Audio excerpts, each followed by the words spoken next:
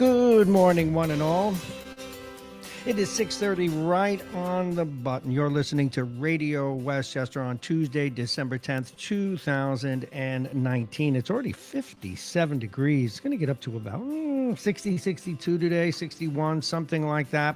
But we will have rain most of the day, cloudy with rain. The temperatures, again, are getting up as high as 62. Now, tonight, increased clouds with snow late at night. We will get to that. You may have a troubling commute tomorrow. This is Mornings with Bob Marrone. I am Bob Marrone. We are Radio Westchester, the train station, or rather the station, the radio station at the train station. Welcome to the program. Once again, you can listen live on radiowestchester.com, MyTuner, Facebook, YouTube, Instagram, and Periscope. And again, can you believe it's the 10th of December already? Once again, we are remoting today, our second day of our test, without video today, but we'll get everything back completely after this test is over. But so far, so good, and thank you for your participation. Our top story this morning: Westchester lawmakers approve a new county budget for 2020. They also approve, that is, the lawmakers, a 52% raise for themselves. Probably no surprise there if you follow this stuff. A former employee admits stealing $195,000 from the Rye YMCA, spending it on clothes, shoes, and handbags. And in Lewisboro, a town justice, Mark Seedoff, pleads guilty to tax evasion. We'll have more about that family in the Hudson Valley, the Pleasantville family, and also a little bit of an analysis about the rash of domestic violence here in the Hudson Valley. Now, on a national level, you already know the Democrats are poised to unveil 2 impeachment articles today. The Inspector General came back with a report on the investigation. And people say into Trump. It wasn't into Trump. It was into Russian meddling. They said the probe was unbiased and legal, that the conspiracy theories were debunked. Some people in the FBI are calling for an apology from the president. In sports, what can we say? The Giants and Eli Manning almost got it done last night, but the fairy tale ended with Manning on the bench as the Giants lost in overtime. Once again, welcome to Mornings with Bob Marrone, Radio Westchester. Stay right there.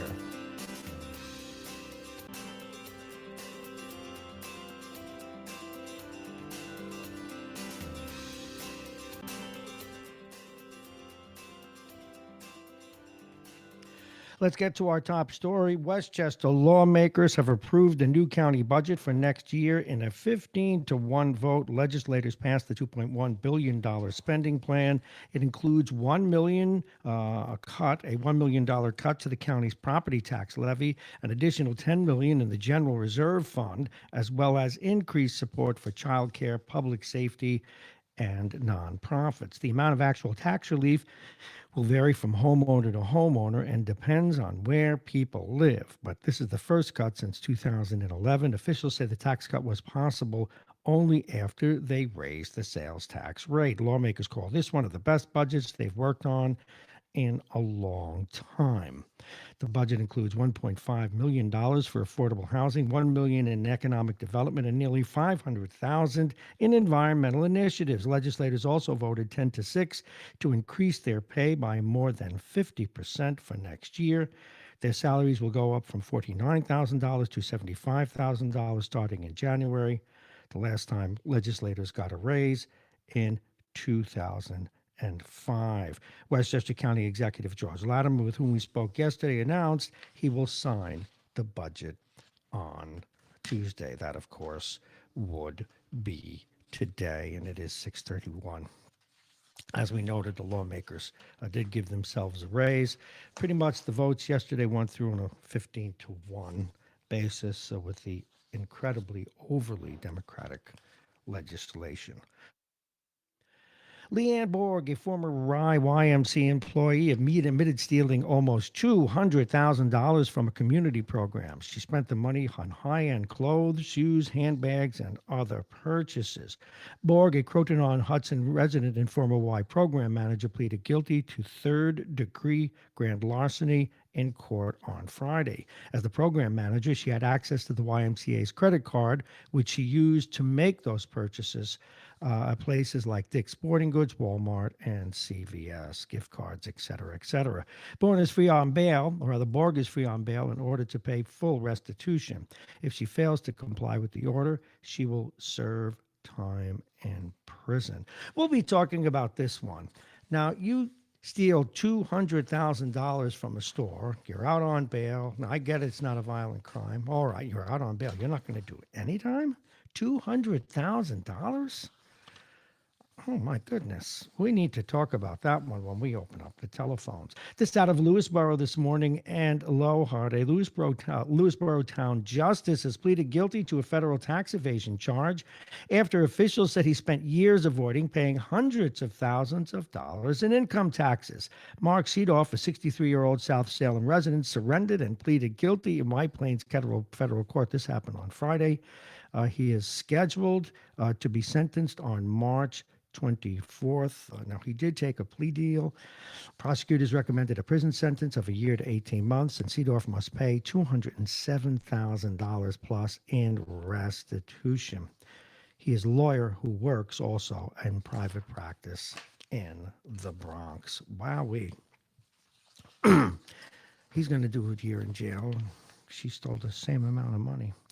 Okay, let's move on. Advocates are calling attention to the domestic violence epidemic following the fatal stabbing of a Pleasantville mother and her children.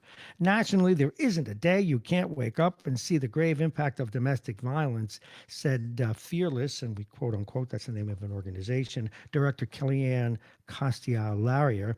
She adds that domestic violence is an epidemic that is behind closed doors that often doesn't surface until it's too late. And as we have been reporting here and elsewhere, just last week, 42-year-old Pleasantville mom Dorothy Liu and her two young children were found dead after being stabbed by her husband, Tom Liu, who then killed himself. It was the fourth deadly domestic violence incident in the Hudson Valley this year. And just calling your attention to that, I suspect that it's always been thus. We just need to report it more and try and do something about it. But again, another story for open phones. Governor, Governor Andrew Cuomo yesterday ordered the state health department to probe allegations of, quote, horrific overcrowding and understaffing in Mount Sinai Hospital's emergency room. This following a story that the New York Post exposed. Kudos to them. This in the Post today. The reports of mistreatment of patients is horrific and unacceptable. Current and former nurses and a doctor from the Upper East Side Hospital told the Post that the emergency department is overwhelmed by staffing shortages. Insiders said the chaotic scene, likened by one source to a war zone, quote unquote, has resulted in patients going into cardiac arrest without anyone noticing, and nurses treating up to 18 patients in a shift.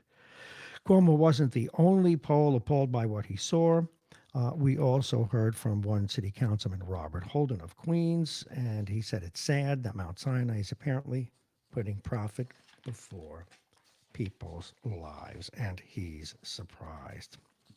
Well, another regional story today that got attention. New York State is holding steady as the nation's third worst judicial hellhole, according to a watchdog report and reported in the Post today. The Big Apple's rotten rank, stems from serial plaintiffs and lawyers taking advantage of a lack of reform addressing litigation abuse, despite earning the same ranking last year from the American Tort Reform Foundation. Across the state, courts are clogged with lawsuits exploiting the Americans with Disabilities Act and capricious class action lawsuits aimed at the food and beverage industries and other industries. This is by way of comment, and this is to stay balanced on the issue of abuse in the Catholic Church. I don't know how you feel about it, but certainly we've reported fairly and honestly about that here. And we have our issues with the church not allowing cohabitation, marriage, not allowing women to be priests, its condemnation of homosexuality, and some of the things it's led to. But now, just like many other issues where a pot of money or a process has been set aside, lawyers are now advertising. So one just wonders, and this is a comment, how many capricious or opportunistic lawsuits will spring from what is now yet a new cottage industry, which is to sue the Catholic Church. And this is just to be fair. This is in no way in defense. In fact, we know here we've been perhaps harder on the church in this affair than many other outlets. So, but please, this shouldn't be used as an opportunity, but many will anyway, to grab money from any institution. This national news now. House Democrats are poised to unveil two articles of impeachment against President Donald Trump over his actions in the Ukraine matter, with an announcement expected early today. And this in several outlets. Democratic leaders are expected to announce the formal charges of abuse of power and obstruction of Congress against the president, according to multiple people familiar with those discussions. Speaker of the House Nancy Pelosi convened the House chairman leading the impeachment inquiry into her office late Monday after a day-long judiciary hearing where Democrats laid out their case, warning of the risk his actions toward Ukraine now pose to U.S. elections and national securities. Of course, their representations were met with resistance and counter-arguments by their fellow Republicans, most saying that there wasn't enough evidence to impeach the president, and others referencing the inquiry as politically motivated. Now, we mentioned it yesterday, but we had a chance to look at it, and many other outlets did as well, and that is takeaways from the Inspector General's report into the FBI's Russia investigation. And unfortunately, all too often, it has been called the investigation into Donald Trump. That is a misrepresentation and inaccurate. What it was, again, was a probe into the Russia investigation that led to members of the president's campaign. And basically, the findings were, in no uncertain words, there was no political conspiracy to undermine Trump's 2016 campaign. Horowitz, the individual who did the investigation, he's the Inspector General Horowitz, did not find documentary or testimonial evidence that political bias or improper motivation influenced their decisions. The report accuses a former FBI lawyer of altering a document related to the surveillance campaign, but he did not find that it undermined the overall validity of the surveillance. As far as conspiracy theories goes, the report essentially rebuts more than 2 years of talking points by Republicans about a deep state effort to derail his campaign. There were no FBI spies planted in Trump Tower, and the famed dossier by ex-British spy Christopher Steele was not the reason the investigation was launched. And he notes that in the Inspector General report. He also went on to say, and this part was interesting, Horowitz did, that Peter Strzok, a former senior counterintelligence officer, and Lisa Page, a former FBI attorney whom Trump had repeatedly vilified and mocked in crude ways, did not act out of bias or unduly influence the start of the investigation. He reported nor did the FBI try to recruit members of the Trump campaign as informants and did not try to infiltrate the campaign itself.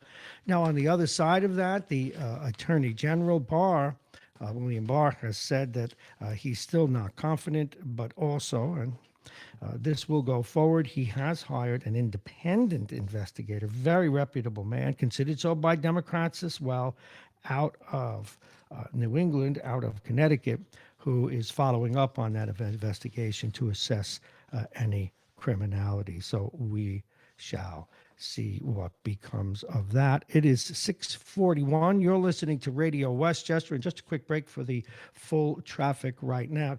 Full weather right now. It's amazing that I can do that. And I remind you that the weather is brought to you exclusively by United Hebrew of New Rochelle, voted one of America's top rehabilitation and senior care campuses, and it's right here in New Rochelle. Visit uhgc.com. It's warm out there, but it's wet. It's 57 degrees. We're going to get up to near 62 today. But don't get too comfortable. Don't go and put on your bathing suits just yet. It's raining, cloudy with rain late in the day. Temperature 57. The wind will be out of the west-southwest 10 to 20 miles an hour. Tonight, increasing clouds with snow. That's right, snow late at night. The temperature will be 30 degrees. Tomorrow, snow early, then remaining cloudy. The temperature 34. Thursday, sunshine through high thin clouds. The high will be 33. The overnight low will be 25 degrees. Increasing clouds late in the day. The rain will be 42. So that's how the rest of the week looks.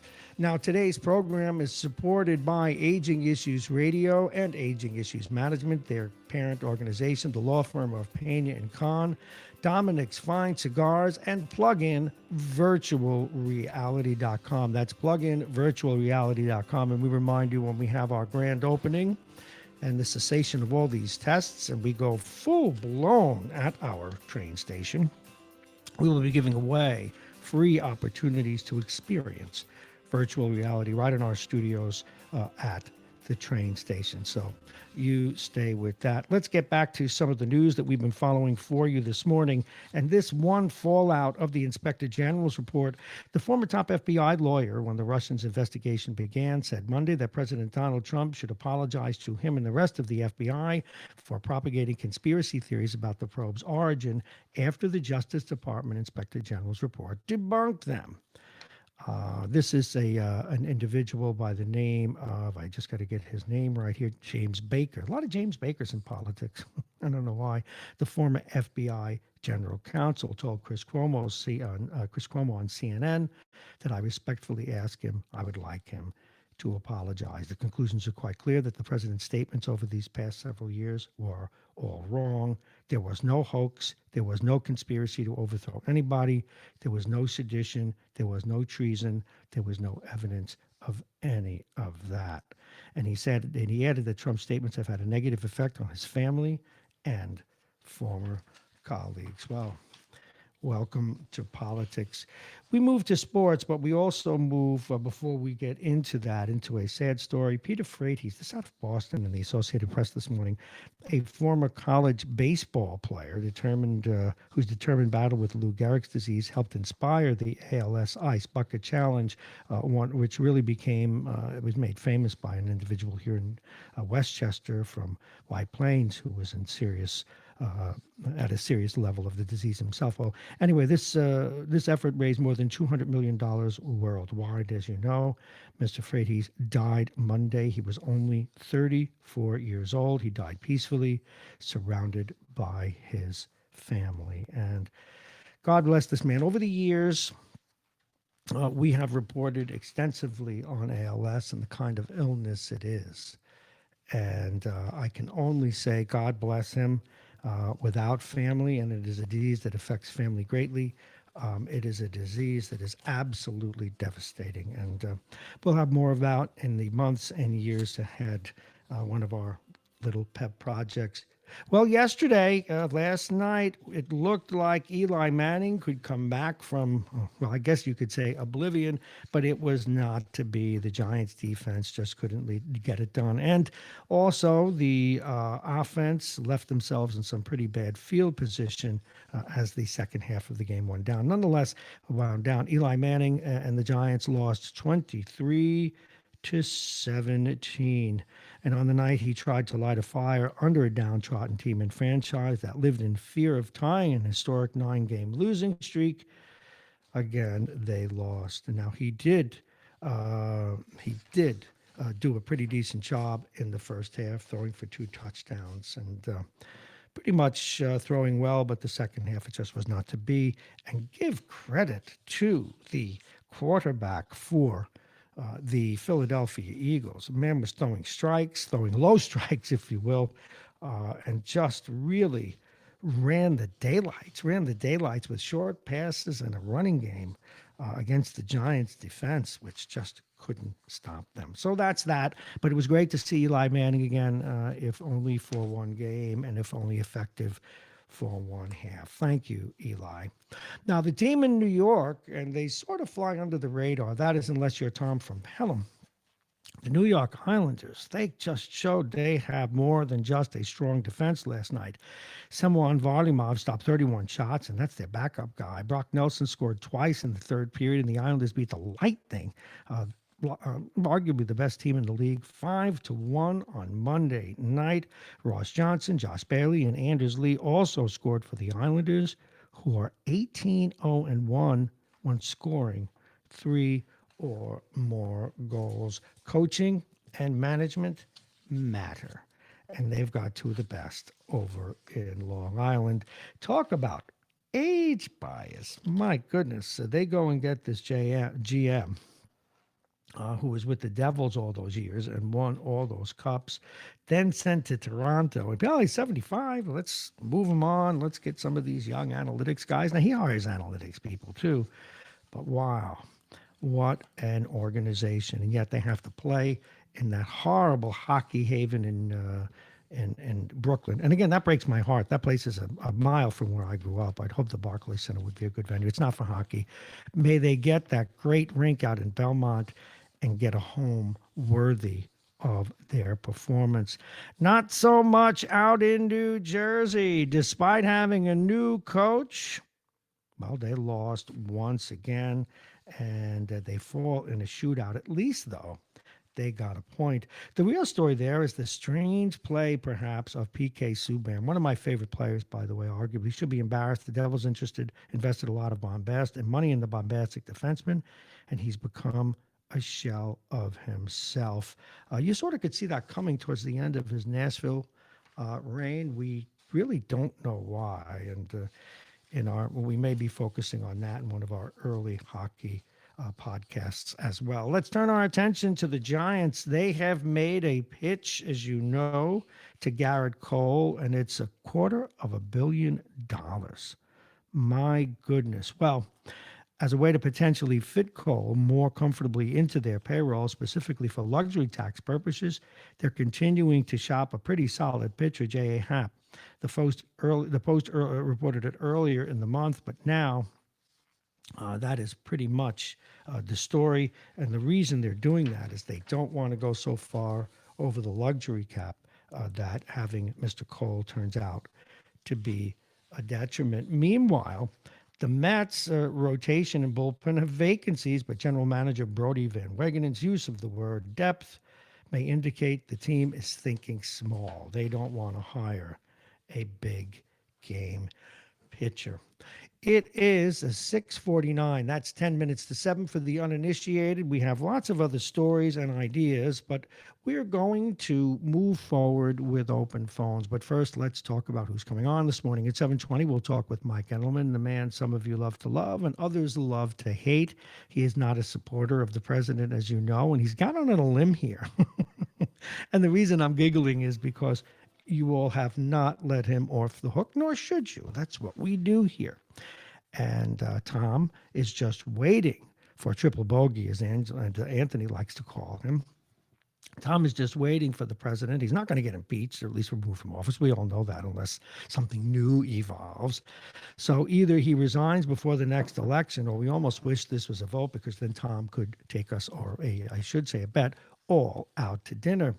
And after that, a man who supports the president, but is also our go-to attorney, Mike Duffy. You know we'll be asking him about that story today, about the courts in New York. We'll also be asking him, in the other stories we did earlier, the disparity between someone who goes to Rye, the classic white-collar crime, and steals $200,000 and isn't going to go to jail. I know Mr. Duffy and I have talked about a case where an individual stole jewelry out of a house, and they wanted to lock this guy up forever and ever, and only a lot of intervention by the victim,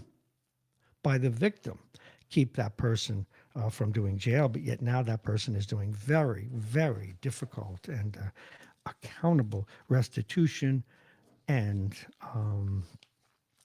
what's the right word that I can't think of today? Where is my brain when I need it? And that, of course, is probation. Thank you very much, brain. So Mike Duffy will be talking about that with us and also about some of the politics going on at the national level. And we'll ask him about his piece or his take on the Inspector General's report. We'll be talking about why can't I read my own writing? Okay, Bruce Zeller will be with us today, and he has a story all his own to tell us. Andrea Smith is going to talk with us about last minute gifts. So let me go back. I'm sorry. Bruce Zeller is the astronomy teacher over at, I was looking at the wrong notes. Bruce Zeller is the astronomy teacher over at, and we've had him on before over the years at New Rochelle High School. And we're one of the few high schools that actually has a planetarium. And we're going to talk with Bruce Zeller about that. They'll be conducting tours of the planetarium, et cetera, this week. And then after that, and that's the one I was confusing it with, we'll have Andrea Smith with us talking about some last minute gifts. I don't even consider this the last minute. This is early shopping, at least in my view. At 8:35, Damon Jones joins us. And at 8:50, Damon Jones joins us again as we go through to the 9 o'clock hour, where today we're going to open the phones a little bit. We got a regular guest at that time had an emergency come up, so we'll open the phones for a little bit. But we're also going to open the phones right now, and some of the issues out there, and most of them are local, at least in my mind, but you can call, as you know, about anything that you want. And when I say you can call about anything you want, I mean anything, including ideas for the program. The new county budget, of course, is on the table, and the 52% raises that the legislators gave themselves. That is also on the table. And the issue that we will talk with Mike Duffy about. How is it that someone can steal $200,000 from Rye, and they're probably not going to do a day of jail? Is that fair? Maybe it is. Maybe because there's no record. Maybe because it's white collar. And if the money's paid back, but still. Conversely, a Lewisboro town justice, Mark Zadorf, he stole about the same amount of money, or at least his case, tax evasion. They're calling for him to do time. Makes no sense. Domestic violence. We talk about this all the time, and every time we talk about this, I get myself in trouble because there is no answer. The law does not provide an answer. And rather than get myself in trouble again, I suggest that if you love a good movie and you love the actor Billy Bob Thornton, and you want to see an Oscar-winning performance, but also something that gives an artistic and extreme answer to domestic violence, go watch the movie Sling Blade. That's all, as Forrest Gump would say, that's all I have to say about that. When what the proponent does, what the protagonist does in that movie. Now, I'm not advocating that, but what I'm saying is that any man or woman that wants to defend themselves in the extreme when they know that the worst is coming, how in God's name can you blame them? Similarly, we'll talk about New York State. Is it really still, and why is it the top judicial hellhole? And lastly, for those of you, and we've all had our experiences in hospitals. I've often talked about my trip here to Montefiore when I broke my ribs. The emergency room was top flight. It was the best. I was heaping praise on them. That is until I got upstairs, and they couldn't coordinate getting me to my bed, and I was left to writhe around on the floor in a patient, not a patient, in a visiting room. But that's a paradox. But nonetheless, a place with an iconic name. My God, how is it that Mount Sinai has a war zone in its emergency room? Why don't we have enough doctors there? What is it about profit? Why are emergency rooms so expensive if you don't have insurance? You get bills for hundreds or mostly thousands of dollars. Some other short stories we want to share with you, but the phones are open. 914-222-3141, 914-222-3141. Now, here's another story that I have prepared over the weekend for general use this week. And this is a story that I wholeheartedly disagreed with in The Week magazine. Now, remember, this is an apolitical aggregator, but the editor actually chimed in.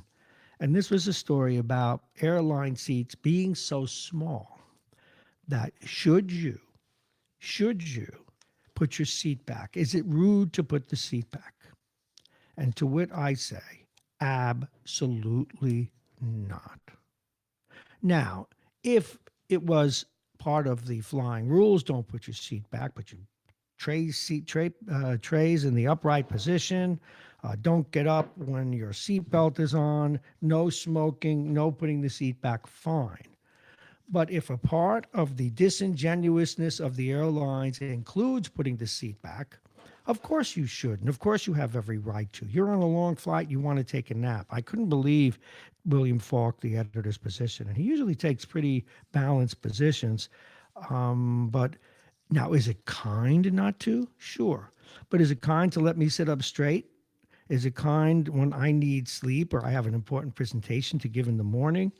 No, the real enemy here, and we have to start holding people accountable. Of course, we want the airlines to be profitable. We want reasonably good prices, and it's really helped the whole world become one place. Get it?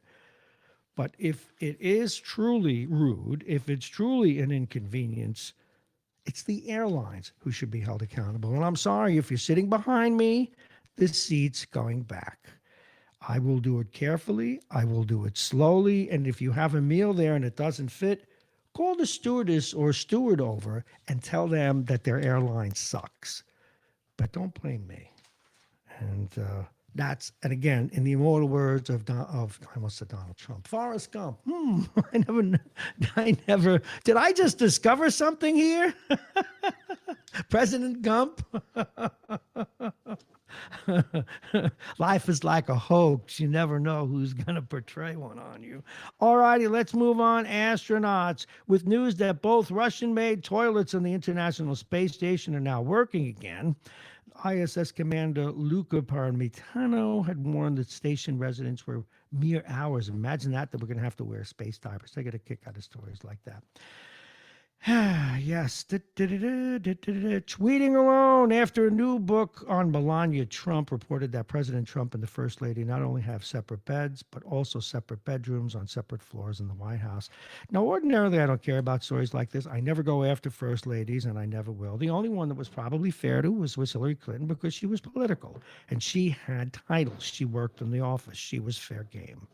But Melania Trump and most of the others that I can recall in my lifetime, I guess if you go back to Eleanor Roosevelt and she got very involved, she was probably fair game. But this just simply has to do with, and this is not about President Trump or a negative.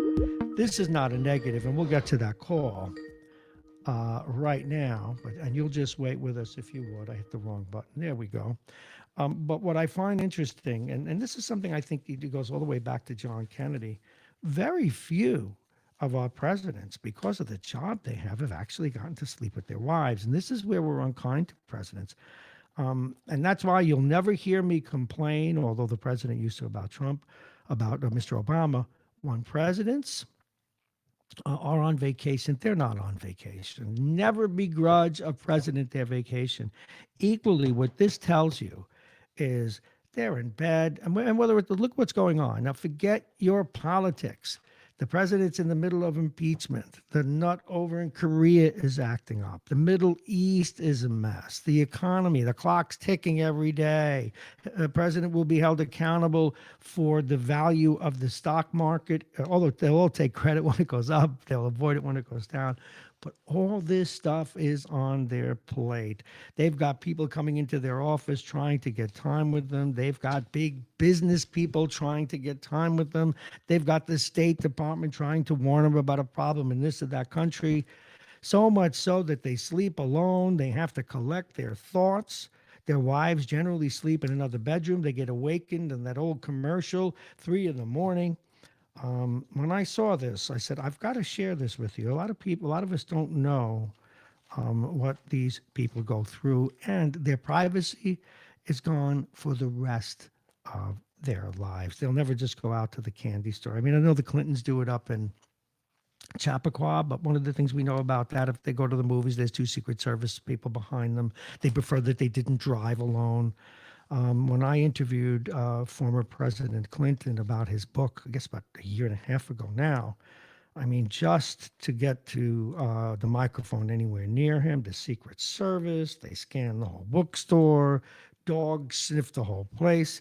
Now, they get used to it, but they give up a lot, and we should always remember that. And our last item before we take our calls, Winter Wonderlands, with news of the annual Christmas and Ice Sculpture Garden in the North Pole, where they build those ice sculptures and stuff, even a little ice city. Alaska, it's been canceled for the first time ever due to lack of ice. Let's go to the telephone. Good morning, and thank you for calling. You're on Radio Westchester. Hold on. Why am I not getting you clearer than I want? Speak up. I can hear you, and we'll do something about the volume. Yes, Mr. Quid Pro Quo. Are you there, Anthony? I think I lost you, or you're muted, it looks like. Are you muted? I am going to call you back, okay? All right, we're checking out what happened technically again. This is what happens during a test. Quid pro quo. It sounds like a poem. Quid pro quo. While we're fixing that, nothing is ever perfect. We'll take a look at, we already covered the bar thing. Is he coming back in? Cool. All righty. I'm going to pot up. Good morning. You are on Radio Westchester. Pro quo. Oh, I put up bribery. Hold on. We heard for 2 months. We had to go to a focus group to get the bribery get quid pro quo change from. And then it didn't make the final cut. No, it didn't. I found What that very happened? interesting. Oh, wait, before you do, my apologies. It wasn't you had a bad connection. I hit the wrong button.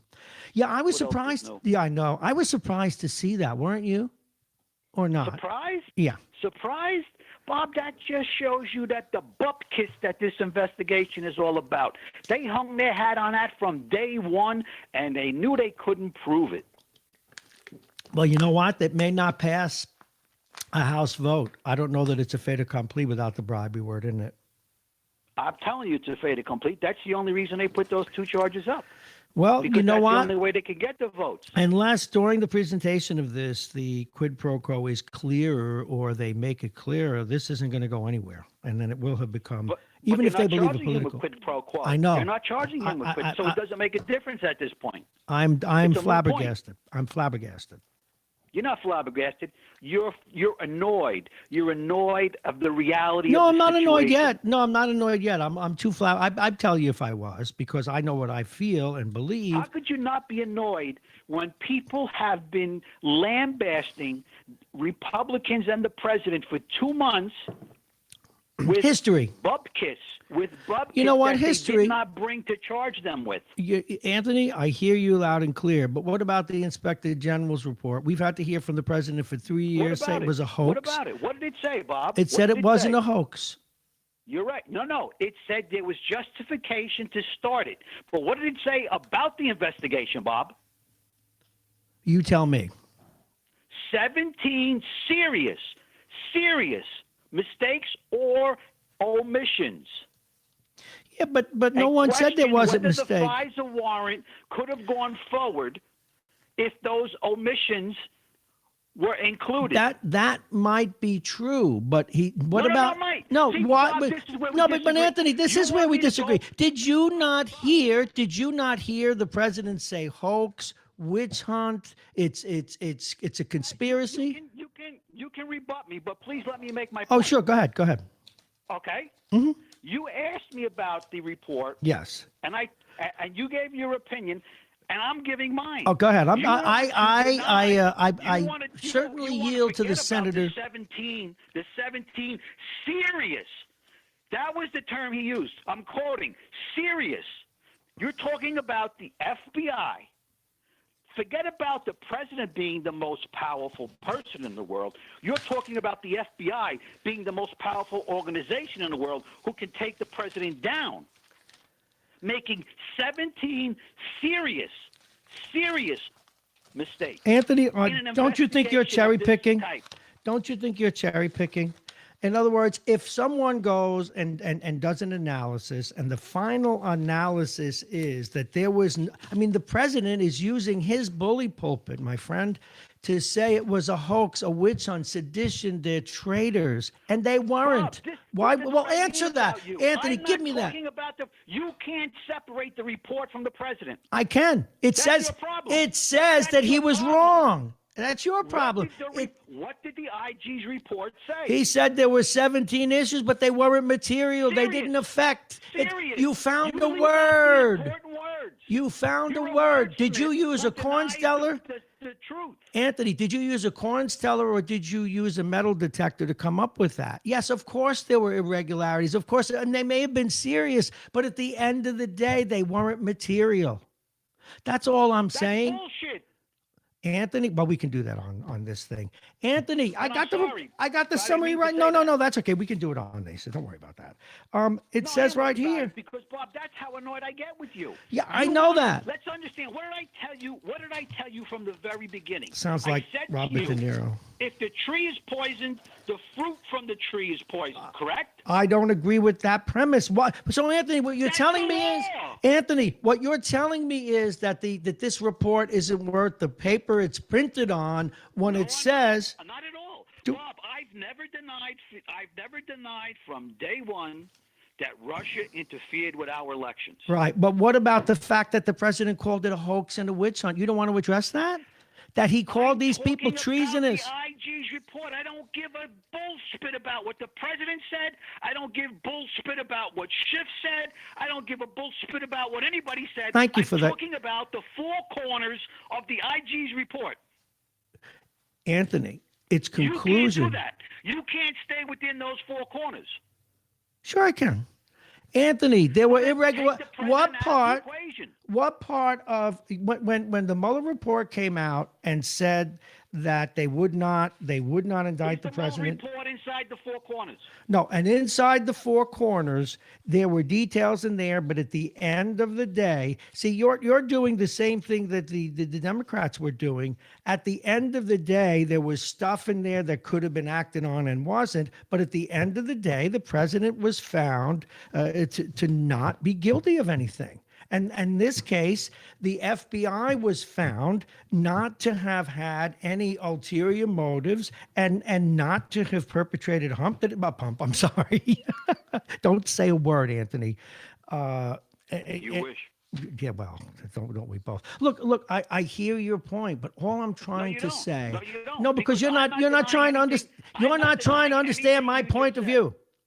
You're not making enough of an effort to understand my point of view. One of the things I found now, you and I agree on more than we don't in some of this stuff. But what has always bothered me is and you know me long enough. It drives me nuts when the president would say it's a hoax, it's a witch hunt. You don't do that to your fellow Americans, equally to the president, by the way.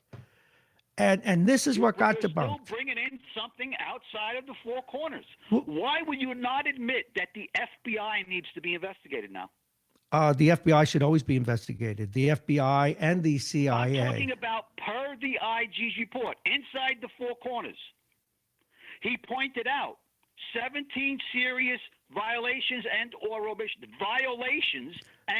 omissions But that would jeopardize the FISA warrant being approved. okay, you want to go back to the FISA warrant. Now, he also talked about, and if you looked at the report, that the so-called dossier was not the basis for the investigation. Did you see that part But of he said it? it was a major part in obtaining the FISA warrant. Did you look at the report? No, yes, I understand that, but at Did the you end of the question day, whether the FISA warrant could Anthony- have been issued without it? Anthony, sometimes I'm the same asking way you a the question, Anthony. same way that you get angry at me. I don't get angry at you. I'm a little different that way. You're a little more energetic. But Anthony, you're trying to Before my rationalize. blood pressure medication. Oh, did you take it today? No, it's too early. Otherwise, it won't last through the day. Is that right? No, just for a moment. You see, I take. Absolutely. See, I You take have to mine. take it the same time every day, and, Thanks to you. like everything else, it weans off as it, as it goes on. Thanks to you. And Mac, I want to go back to what you said because you're introducing an interesting dynamic that we're debating. But before you do that, are you sure you should take it before the show? Because after you're on, I have to take mine. Anthony is our caller. We're debating, for those of you who are just joining us, we are debating the findings of the Inspector General of the FBI. Now, something for Anthony's point of view, and maybe this is the conversation that will be applied to that. William Barr is not satisfied, likely because some of the things that Anthony's throwing in here. William Barr is not satisfied that this is all there is, and he has still commissioned Mr. Durham, an attorney respected by both Democrats and Republicans out of Connecticut, to look for criminality. When Anthony's pointing Watch out how fast the Democrats look to discredit him. already, well, they should not, well, being consistent, that infuriates me. It infuriates me when they did it to something. Mullen. On the heels of the IG report, okay? Yeah. Mark my words. Mark my words. The lunatics on the left, and I'm not, I'm castrating them, but we have them on the right too. So I'm No. being very Yes, fair. you are. They will be going after him in very short order. What do we, can't we accept the expertise? I'm trying to say this guy made a conclusion. Now, this guy comes back and he makes a conclusion that there was a problem. We need to respect it. So I'm not away from you, Anthony, completely. All I'm saying is... I'm not saying you are, Bob, and I'm not saying you are. What I'm saying to you is you want to look at things in more of, to use your term, the Pollyanna way. Okay? And I like I said, I'm not denying that the Russians interfered with our election. I know you're I'm not denying that the investigation had the proper basis to begin. But just because it had the proper basis to begin doesn't mean that it proceeded properly. Fair enough. And what your concern is, and I like your analogy, is if the truth was, I was going to say the tree, but I get your point. If the process wasn't right. Now, before you go and take that blood pressure medication, I did want to ask you about some of these other things, if you don't mind. I was hoping you would call, because you have a sense of justice. I just want to say this before we leave this topic. Go ahead. Okay. Say this. We have the trade agreement that's been sitting on somebody's desk for months now. It's a no-brainer on both sides. They should just do If it. there are any little, adjustments that need to be made, I don't think anybody on either side of the aisle would disagree. The Democrats have said for close to a year now, we're going to impeach, but we can walk and chew bubblegum too. Guess what? They can't. Well, I find our political conditions because of that. I know that there are some 700 bills that haven't been worked on both sides. The Republicans are holding them because the Democrats want them, and then if the Republicans want something, the Democrats don't vote on it. It's just horrible. I'm just going to tell you how politics today have degraded to the point where I don't think we will ever get quality people to serve at any level. I am worried about that. I think that's a fair thing. And yesterday, the most poignant part of the debate to me, or whatever you want to call it, debate, hearing, I don't care, put whatever term you want on it. I call it a S show. Be nice. I said S. No, I know. I know. Was when they questioned the Democratic lawyer, and they said, why did you, because he was representing the committee, so you as the committee, not him personally, just have to specify that for some people out there. Why did you decide to use the names of the Congress people and the reporters in your report instead of, as every report before you say, Congressman 1, Congressman 2, Reporter 1, Reporter 2? Why did you have the need and his answer? Expose the names. And his answer? I'm not going to reveal our strategy. Now, it was summarized by the questioner. I don't remember which senator it was, so I don't want to give it to Congressman the wrong person. Or woman. As just what it was, a drive-by. This is nothing more than a smear tactic. That's political. Well, the whole thing isn't a smear thing, but it was certainly political. But why, Bob? Now you've implicated Nunes.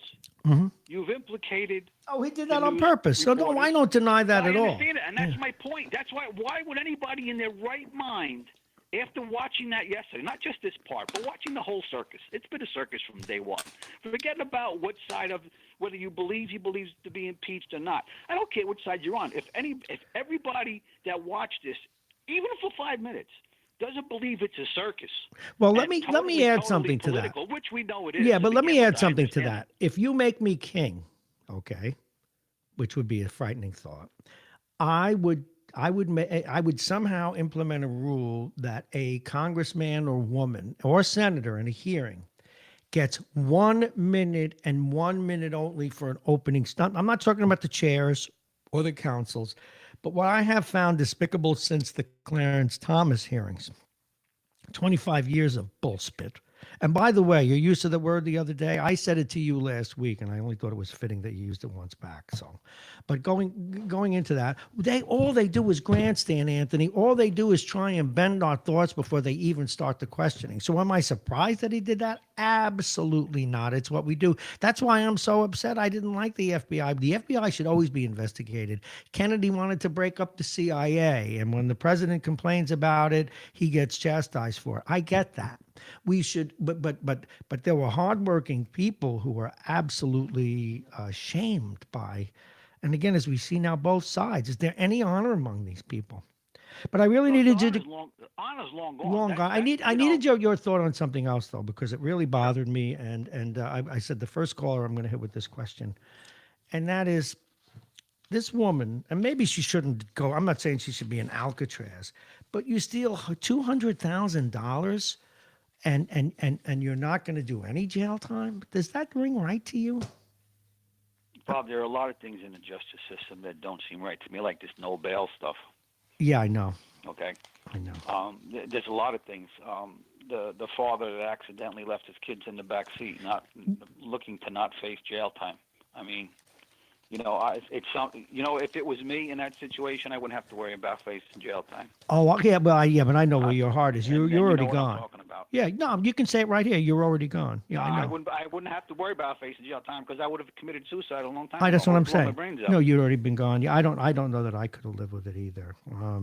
Although it does speak to the fact that if this guy has a heart, his soul is crushed. All right, I think I got another call. I understand he has another child, but I know. Point is, you just how do you forget your child in the backseat? I don't know. Well, I told my grandson the other day, don't you do anything stupid, because if you go, I go. Hey, listen, thank you very much. Good debate. Appreciate it very, very much. That was Anthony. I think we have. Now, I got another caller, and I want to get to the caller. Or what I want to do is I may actually call the caller back. What did I do here? What did I do? No, I don't want you. Where is... What? I hit the wrong button. I have so many buttons and so little time. Oh, my goodness. It is coming up on 7:18. And did I lose my Skype? No, I did not. Let me just get you out of there. And I should get my Skype back in a moment as soon as I see where it is.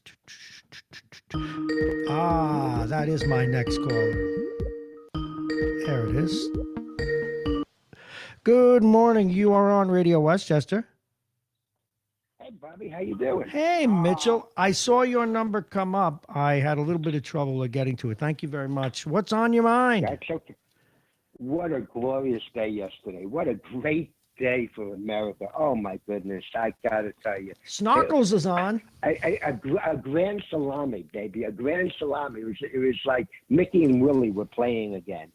Oh, God. It was just so great to see that IG report come out and start off with, ladies and gentlemen, there is no deep state. Ladies and gentlemen, there's no witch hunt, no deep state. Let me just say that again: no deep state, no witch hunt, and the investigation was properly done.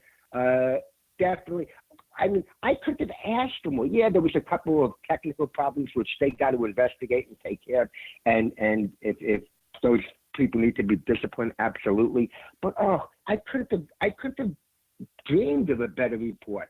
And it was so great because because President Fatso came out and said, it's a perfect report. It totally exonerates me. And 2 minutes after he said it totally exonerates me, his hand-picked lackey, Barr, said, we totally disagree with everything in this report. So which is it? I saw that. Yeah, I don't know. He works for the president exonerated.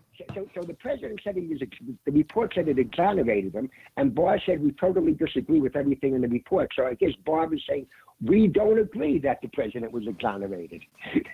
So you gotta love it. No, I understand, and that was the basis of my debate with Anthony. But what I find, though, what's going to be refreshing is the gentleman, and I think you are aware of him. The gentleman from Connecticut is Barr's last swipe at this. He is respected by both sides. It's big, and you know what's terrific. What's terrific is now the Republicans are finally saying, oh yeah, we're willing to say that the Russians tried to infiltrate it. Of course they did. 17 independent agencies in the United States said they were. Come on, guys. But you know what? You know when you're in trouble. You know when you're in trouble, Mr. President, is when Congressman Getz turns on you and wants to know what the hell is Giuliani doing in the Ukraine. Well, yeah, because but also they may be doing that because Giuliani may be released to the wolves. Oh, but Getz would fall on a sword for Trump in a minute, and he's going. I want to ask you one more question, and I have a guest. Okay, otherwise I want you to go on, but I had another question that I want you to go on about, which is, what about Anthony's assertion? Not assertion, but that he recognized that he recognized that they didn't mention bribery in the impeachment. You know what? There's so much that he's guilty of. Pick and choose. It's like going to the old-time Chinese restaurant. One from column B, one from column A. Come on, there's plenty to go around. Oh, by the way, just before you go to your guest, that $200,000, of course the person shouldn't go to jail. Trump stole $200 million. He's not going to jail. Why should you put someone who owns you're great. In jail? Listen, we're going to have more open phones too at 9 o'clock, and you can spend more time with your angst as we did with Anthony. Thank you very, very much. All righty, we are going to go now to Mike Gettleman, who should add a lot to this. We're going to ask Michael why he thinks they didn't go to bribery when this happened. And what I can do is, he doesn't know this, but in my new system, I can call him. And that is indeed what we're going to do. So here we go. He's going to pick up now. There we go. Please welcome. He's with us each and every week. He has another acronym or another name. He's also known as Triple Bogey, a fine golfer actually down there in Florida. He's our political analyst, and he's still out on a limb saying the president will resign before this is all over. Please welcome Mike Edelman. Good morning, Michael. Good morning, Bob. How you doing? Well, we've had the right and the left. I've had to keep them separated with heavy fire hoses, or at least my callers this morning. But one of the things that is an open spot, even after listening to them, is why is it that the Democrats did not mention bribery when they were hanging their hat on it and quid pro quo so long? Well, first of all, bribery is not a quid pro quo. It's different, but it's very complicated. The Democrats are trying to do it the simplest way possible so that your listeners can understand it. We're not a bunch of lawyers. The American public are not lawyers. Right. The Judiciary Committee are lawyers. The American public doesn't understand nuanced distinction of the difference between what bribery means today statutorily and what it meant when they drew the impeachment clause, the Constitution. Totally different meanings, totally different understandings. So what might fit in 1776, what might fit into that definition, doesn't necessarily fit into the definition today, because today we view bribery as I give you money, you do me a favor. Not I withhold money. That's correct. Until you do something. That's the difference.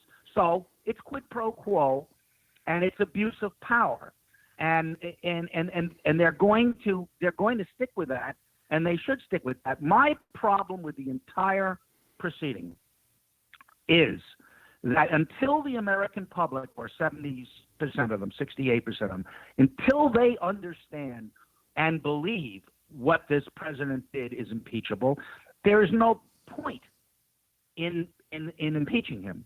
You need to bring the country along. We can fight all day. The Republicans were a disgrace yesterday. They don't have any defense. There is no defense. He did what he did. There's nobody that can say he didn't do what he. Even Turley, the fourth legal scholar, the one who said it's too slow. We shouldn't be impeaching, and I essentially agree with him. We got to bring everybody along. Mm-hmm. Even he said it wasn't a perfect phone call. It was a terrible phone call. You have a president attempting to get the president of Ukraine to do his domestic political bidding because Brad Parscale was telling him, hey, listen, Mr. President, Joe Biden beat you in Pennsylvania, Ohio, Wisconsin, Michigan, North Carolina, Arizona, and Georgia. Do something about it, and that's what he was trying to do. So, is that impeachable? Well, 50% of the people say yes, 40-something% of the people say no. Until that number goes up, there really is no reason to rush this thing. You've got to bring out Bolton, bring out Mulvaney. Yeah, why didn't they do that? Go on their oath. Why don't because they do? Didn't want it. They also would have been seen, Michael. Let me ask you this: they would have been seen politically as accommodating a request by the Republicans and also grinding their own axe in the process. It would have been a good move, but Nancy Pelosi's pretty shrewd. Why didn't she counsel them to do that? Why do you think? Because the court proceeding that would have surrounded their refusal would have drawn this out past the election. It would have taken, and they would have gone to court, a lower court, federal court, then they would have appeal it to the Court of Appeals, then they would have gone to the Supreme Court. This would have taken a year. We're talking with Mike Edelman. I want to go back to something you did say earlier. One of the cool things about my callers is, well, at least the regular callers here, is they do like nuance. They do nuance. And so we get to sticks up and argue whether we have one caller who doesn't really defend the president, but he is a great believer in if the process is flawed, even the outcome can't be considered. And in another case, another caller understands the kinds of things that you're saying in terms of why the president may well be guilty in his view. But they are not the person that I worry about. The people that I worry about are the people that don't do their homework, that don't read the papers, that don't watch the hearings, because you're absolutely right. The whole mood of the country would be a lot different if people were more educated politically. And isn't it a shame that in this day and age, we have to dumb down something as sacred as impeachment for the sake of the people, because then it is a bottom line. Then it is, well, let's just get them impeached by any means necessary. And in some ways, it detracts from the severity. I mean, the gravitas of what we're doing. Do you follow me? I do follow you, and I would blame that ignorance or failure to do homework on the fact that you've got Breitbart, Drudge, Fox News, Hannity, Pirro, Ingram, Tucker Carlson, who is, by the way, rooting for Russia in the Ukraine-Russia. You've got these people every hour throwing out the same nonsense, like there was a deep state conspiracy to start the investigation of the Trump campaign. Well, guess what? IG Horowitz's report said there was no such thing. There was no deep state. There was no anything that Trump was alleging. There just wasn't. The FBI did its job. Now, maybe the standards are too low to start an investigation, but they met the standards. That's a whole other discussion, whether you want an American citizen investigated, for X, Y, and Z. And then you've got Barr and Durham coming out with statements contradicting the IG on the day the report is released. Michael, you got it. You have to. Do you remember the movie The Godfather? You got to answer for Santino. Remember that? No, here's what you got to answer. I got one of my favorite callers, and he's a smart guy, but he is a Trump supporter, and he can be reasoned with on a good day. Mm-hmm. He has said, and rightly so, Mike Edelman said that Santino will be dead by 2017. Mm-hmm. He's still in office. Why is he still in office? Well, Donald Trump is not going to leave until he absolutely is positively convinced he's going to lose the election. That, for me, that's the key. It's not this. It's not the So are you saying that Donald you thought Trump he would to avoid being a loser, not because they're impeaching him, because he's got Fox defending him. When he understands that he loses Wisconsin, Michigan, Pennsylvania, North Carolina, Arizona, and Georgia, and he will not be reelected, and he will be rejected he'll leave. He'll leave for medical reasons. He'll leave for business reasons. He'll find a reason to leave and blame you. Well, yes, but you're the but you media. do Yeah. agree that your prognostication that he'd be gone by 217, that ship sailed. You lost that bet. He will be gone. No. Go ahead, make a new one. No, not 217. They're writing it I down. think he'd be gone. He'd be gone before the convention. He wouldn't be the nominee. I can't tell you when he's going to be gone. I'm not the only one saying this, by the way. Okay, because his best friend, a former best friend, Anthony Scaramucci, said exactly the same thing, albeit a year and a half after I said it. The guy does not want to be tarnished with the loser. And the minute Brad Parscale tells him they're doing, what do you think he picked on Joe Biden of all the people? And yesterday, the lead counsel for the Republicans had a chutzpah to say that no, Joe Biden is not a leading candidate. Really? He's not a leading candidate? Every national poll has him ahead. Well, that's just political posturing.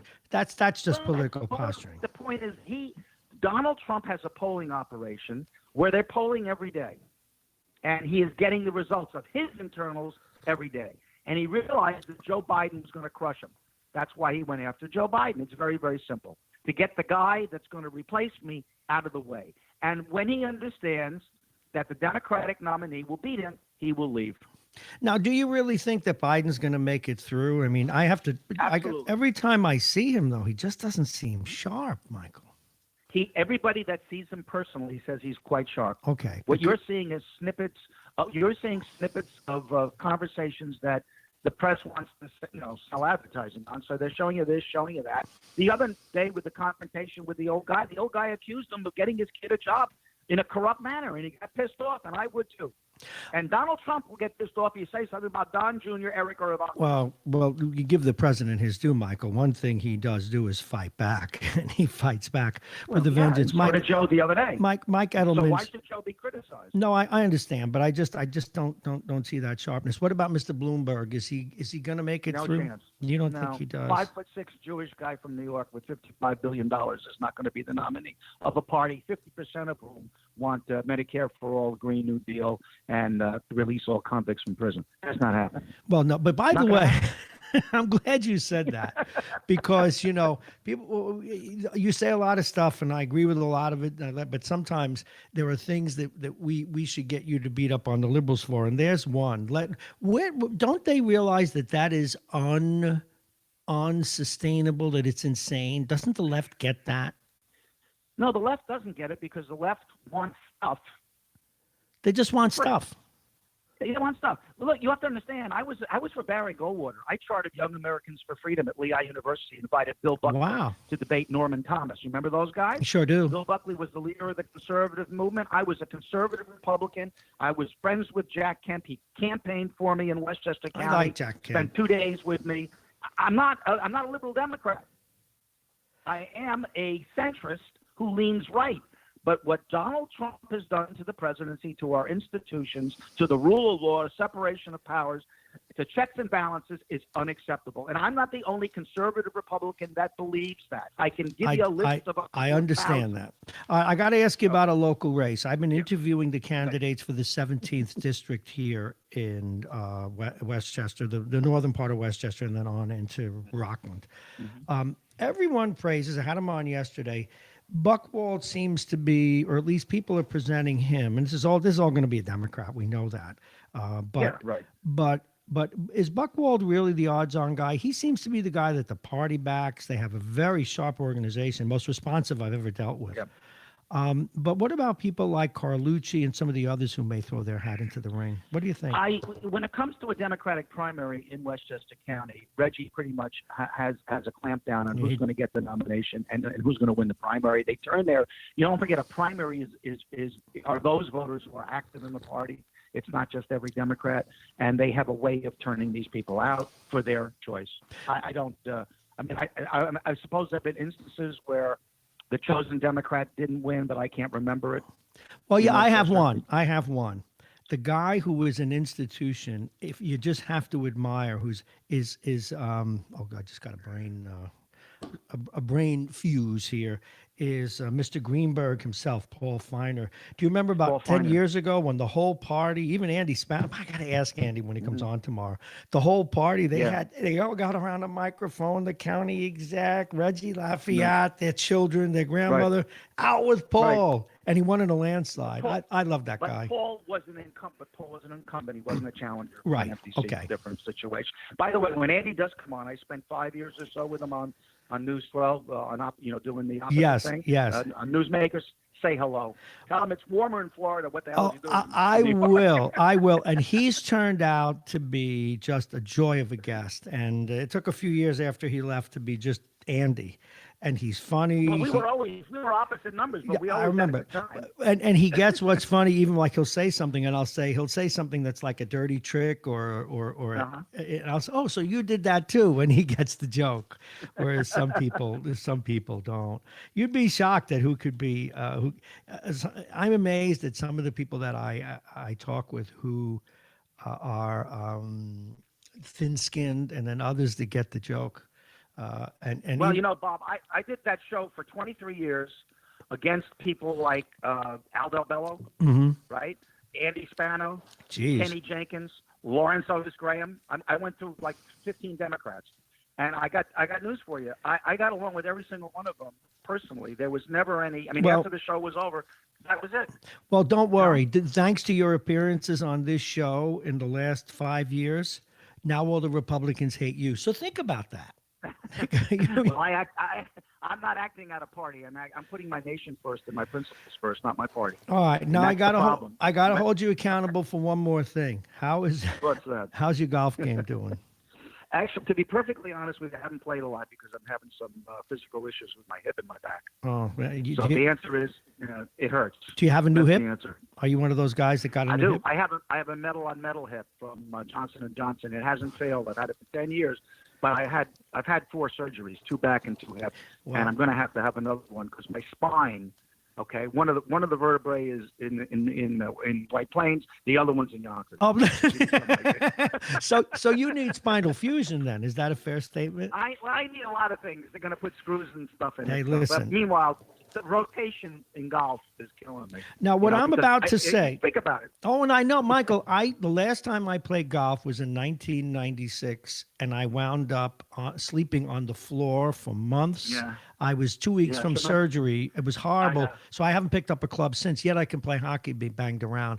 But listen, I'm going. Yeah, but you're not. There isn't the rotation. I'm right. Golf is all rotation. No, that's what I'm saying. But I'm going to say this because it's the truth, and some people are going to say, "How could he say this on the air?" But it's true. I have some metal too, and I'll leave you with this last thought. I have a 13-inch titanium rod, and I will leave it at that. In your back. No. The only place it would go. No, leg. Need an ankle. Really? Need an ankle, yeah. I tried to take out a guy along the boards. He took out me. And my leg got stuck. It snapped like a twig. Is, when we're at the airport, we both have to get scanned twice. Well, what happens is, they put the rod in from the knee, okay? What they do is they hyperextend it. And if you've ever seen the surgery, that they literally hammer it in. But they put it right through the marrow. Yeah, they string it like pearls. And then they put the screws in at the other end. So the scars at your knee and only the tiny scars by your ankle. So when they wave me, when I do, now that a lot of calcium is built up, it doesn't send the beeper off as much. But when they can't figure out is why it goes beep, beep, beep at the angle where it tapers, obviously, and you don't have a lot of meat. Clearly you're a terrorist. Pretty much. Well, well, now that you've terrorized our airwaves, listen, my best to your health, and Thank keep, you. And You as well. Please keep coming on because I've got some people, I get a lot of texts when you're on. Thank you so much. I'm glad. It's good for business. It is. Thank you so very much, Michael Letterman, everybody. We got to go forward. Let's see. Let me play some new music. And I'm waiting for my good buddy, maybe because I changed him too much, Mike Duffy. I'm glad I'm on TV.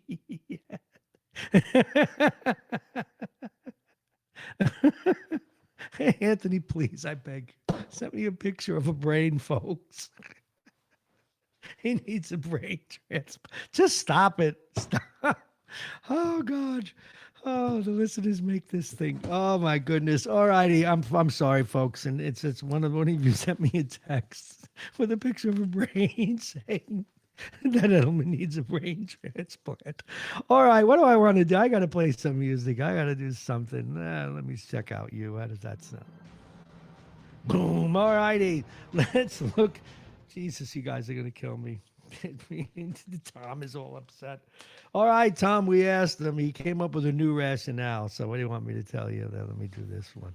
Yeah, let's try that one. I don't like my music anymore. Let me see. Wherever you lead me, let's try that. Come on, music, play. You don't want to play? All right, what the hell with you. All right, let's go to the traffic or the weather or something that I have here. You see, you all distract me. And that is a good thing. I think I'm going to open the phones in a little bit again so you can come in and have some retorts. But don't call yet because I've got to find where in God's name I laid the weather down.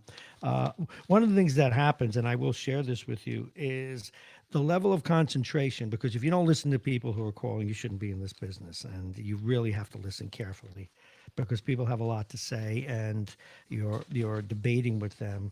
And lo and behold, if you didn't hear them correctly, but also a simple manner of respect. All righty, it's 47 degrees. Going to get up to 62 today. It's raining. It will be, well, not raining yet, but it'll rain later today. And they're looking at some snow being possible into the morning. We're going to get up to 62. Tomorrow morning, we may have a problem with the commute because of that snow. Things will get cooler. It's going to be down tonight. The temperature will drop, and tomorrow night, they drop more severely. It'll be 24 degrees. A little bit of sunshine on Thursday, but it will be cold and cloudy. The weather is brought to you exclusively by United Hebrew of New Rochelle, voted one of America's best rehabilitation and senior care facilities, and it's right here in New Rochelle. Visit uhgc.com. And this top of the hour, or rather bottom of the hour, has been supported by Aging Issues Radio, the law firm of Pena and Khan, virtual reality, the plug-in type, plug-in virtual reality, and Dominic's Fine Cigars. And let's see, we have a caller. And we have a caller right now. So let's go to the caller. Good morning. You're on Radio Westchester. Hello? Bob. Mr. Duffy, Hello. I knew I got you. Good morning, sir. Morning. Sorry about all our, we're doing a remote show today. We're testing out a remote system, so we only have the Oh, number it one. doesn't work. No, actually it does. I've been inundated with calls today because of what's going on, but I want to get to a couple of issues. Mike Duffy, folks, as you know, and we got plenty of time for him. Mike Duffy, and we always will. Mike Duffy is a defense attorney, but also, and I always have to do this, Mike, people need to understand what your really bona fide background is. He's a defense attorney now, and what better defense attorney could you have? Because he has been a cop on the beat. He's been a detective. He was in charge of investigations for the Westchester County DA's office. And quite frankly, he's also a good guy, and he's with us each and every Tuesday. I want to go to a local issue first because it was bothering me. Now, you know, in fact, I got your advice a few years ago about someone I knew who stole some money from a family member, for God's sakes. Right. And had to, it was only letters from victims and a lot of appealing and good attorney work that kept him out of the slammer. And he is, to this day, repatriated but very serious, hard edge parole. Now we read where a young woman stole $200,000 from the Rye YMCA, $200,000, card cash, used their credit card, and she's already cut a deal. She's not going to have to go to jail. What am I missing? Usually in those cases, what they want is to make the victim whole. I don't know if she can do that, so that involves restitution. I imagine if it's a nonviolent crime, this is the way I'm looking at it, it's a nonviolent crime, they probably gave her, I just browsed through that story briefly. I didn't really follow it, but I saw it the other day. They would probably want to give her 5 years probation. That's probably what she did get. Maybe shock probation, which is like 30 days in jail plus probation. But I don't know. If you have the story in front of you, I don't know exactly No, what I her do. sentence was. But Okay, no, they didn't give it to her yet. She's free on bail in order to pay full restitution. If she fails to comply with the order, she will serve time, but otherwise she won't. Now, get this. okay, so she was sentenced, though. She was sentenced to pay the restitution through, and they usually pay it through probation. Okay, but her official sentence. Now, do you want to know when her sentence is? She's free on bail until then. August 7th. Yes. So, in other words, what you're telling me is if I get in a deal with, let's say, people with pinky rings and I owe them a lot of money, if I can go and get my hands on $200,000, I'm going to live and not go to jail. That's a good deal. I'd have to look at that, Bob. I think that means she has to pay the restitution. She by does. Then. Yes, she's she does. already been sentenced. No, she's not. She cut it. Here's what it is, and I'll summarize it for you. She admitted to stealing almost $200,000 from the YMCA using credit cards, and instead of going to Tahiti, she bought clothes, shoes, stuff at Walmart's, and she pleaded guilty to third-degree grand larceny on Friday. She had a good lawyer, I'm telling you. Right, she pleaded guilty. Yeah. All right, so.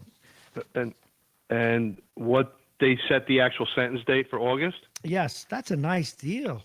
But it had to be dependent on something. I think it's dependent on restitution. It doesn't say it. It doesn't go to that depth. Okay. But that's All why right. you're here, Okay. to educate us, because you. Okay, but I got to read the story first. Well, I just read it to you. So- It's not a deep story, but I like the deal if I really needed money desperately. In fact, I'm considering it to fund my. Well, radio look, with the station. new bail new bail laws, a lot of people are not going to be going into jail initially. You know, we've gone over that after their arrest.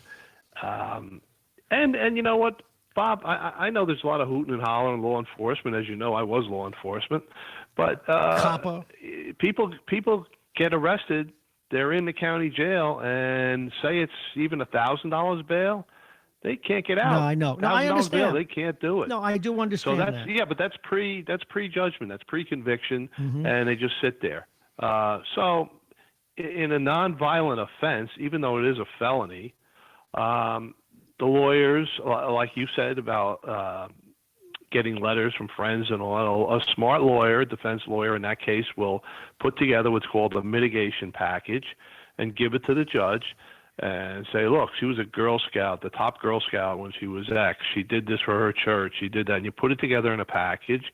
And the judges, they do read these things. And they figure, is this person worth a chance, me taking a chance, sentencing this person to probation, or should she just go to jail for a nonviolent crime? Basically, it comes down to that. No, I do understand that, but the next story. And Bob, I don't know how sweet that is. I mean, it seems sweet now.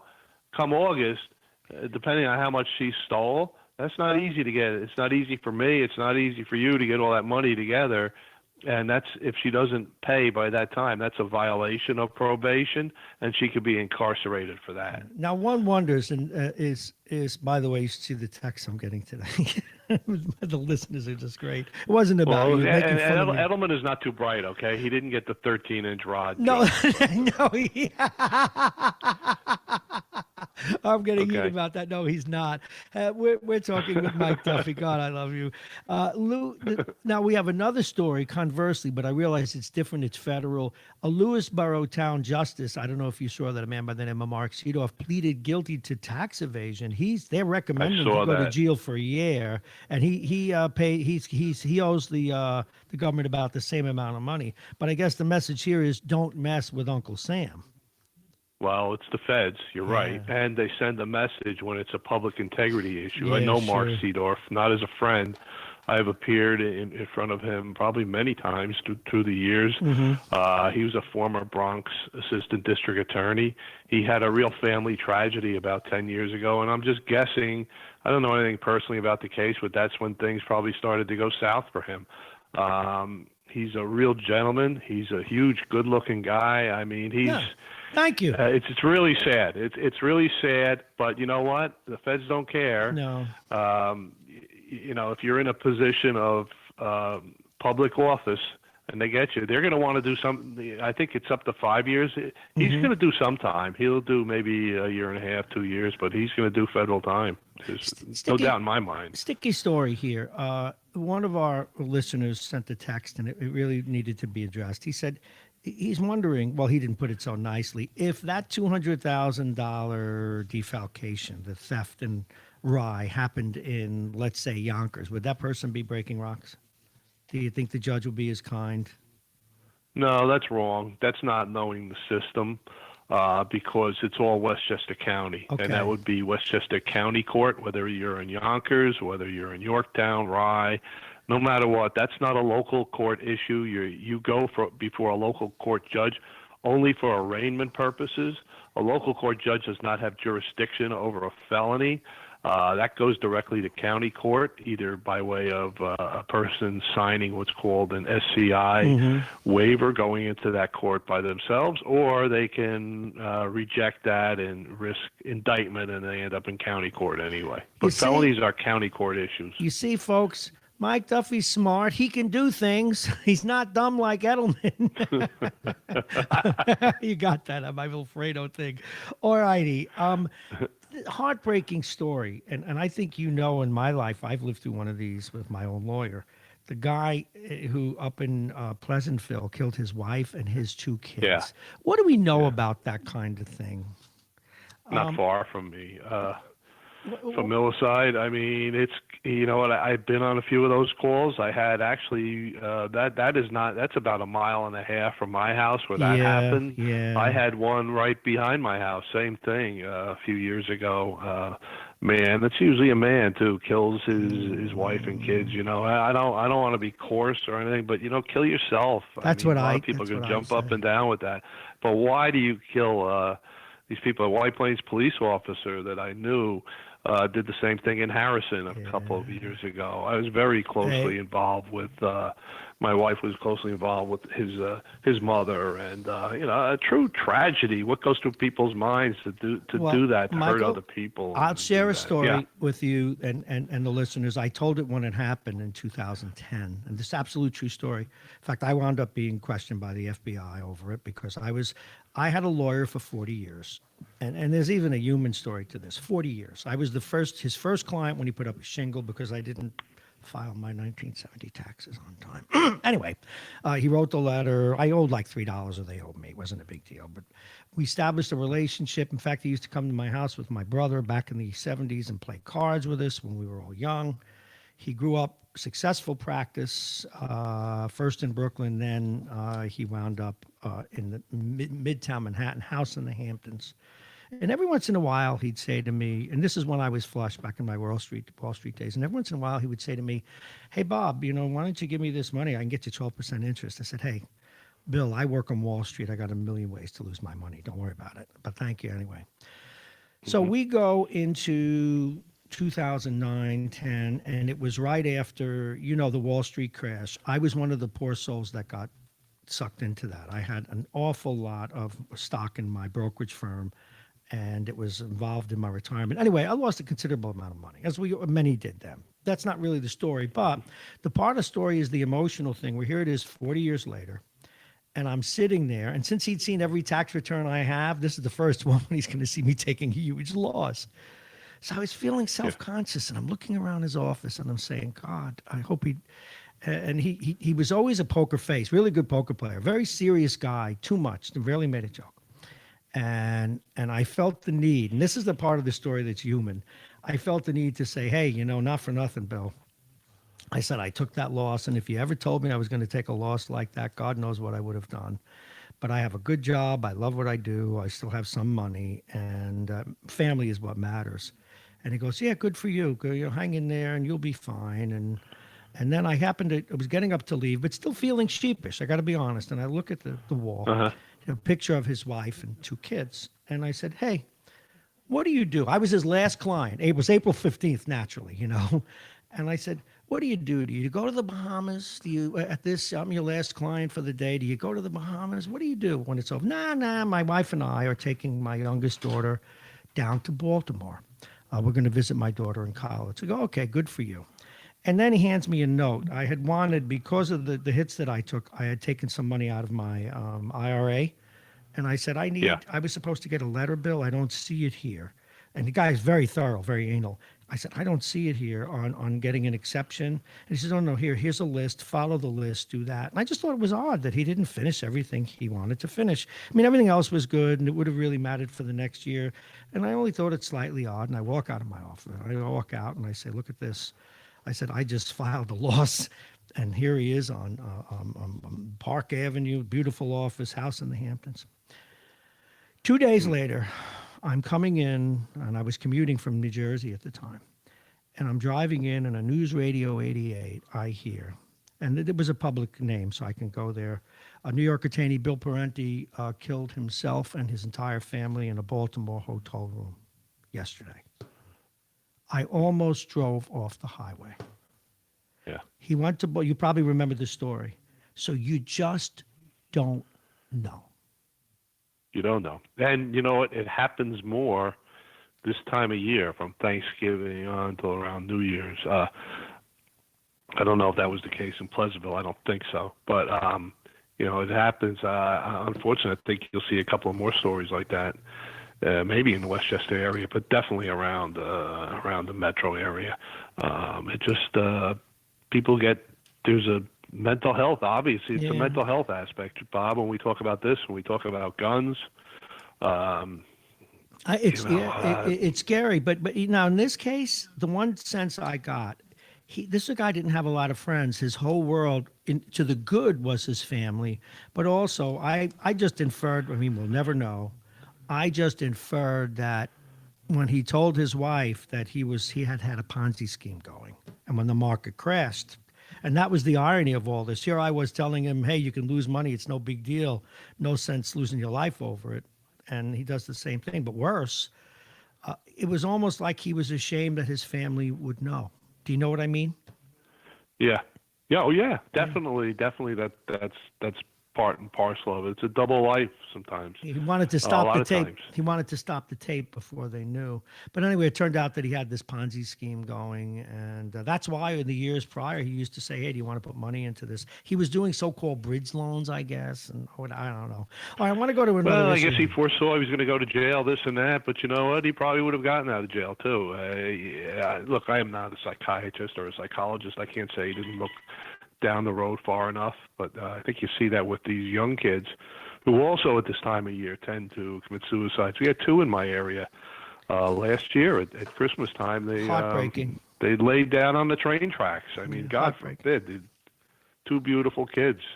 Heartbreaking.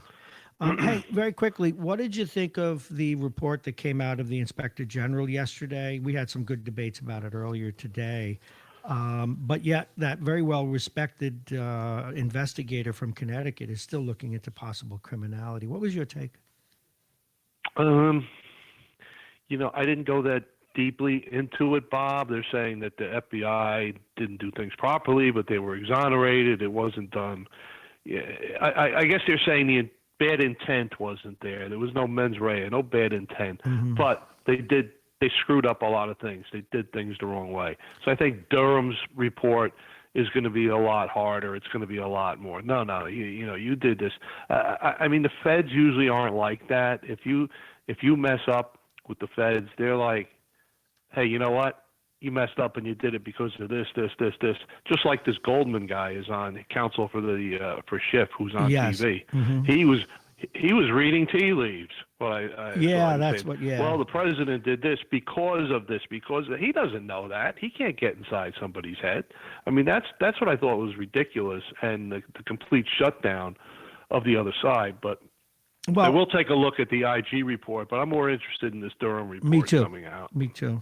Why are you so sensible? It's not good. It's not good for radio. You're supposed to yell at me and call me dumb. My listeners too. I would never do that. No, you wouldn't. I just wouldn't. I'm glad I've never had to stand in front of you and say, Bob, is it true? You've got a great. I was kidding with some of the callers at the time you came into my old radio station, and I said, tell me what it's like. And I said, I'm fine. I don't want you coming after me. Listen, you're a good man, Charlie Brown, and I look forward to talking with you again next week. He's Mike Duffy. He's a very fine defense attorney. And Bob. Yes, thank you, sir. The phone seemed to be cleared up. Everything seems to be going smoothly. I can hear perfectly today. There's no clicking. There's no low volume. So you're getting there. And good luck. Hey, listen, thank you very much, Mike Duffy. It is always a Thanks, pleasure. Bob. And you add wisdom and balance to our broadcast. Don't think it's not appreciated. And so now, in the immortal words of Ralph Cramden, we're going to the moon. Well, not quite. We are privileged to talk in just a few moments with Mr. Bruce Zeller. He teaches astronomy at New Rochelle High School, and we don't talk enough about it on the air because you'd only just ridicule me, and I know you would, but I love astronomy. I actually love physics, and occasionally have been known to read, believe it or not, a physics book. So try and be nice to me. It's just how I roll.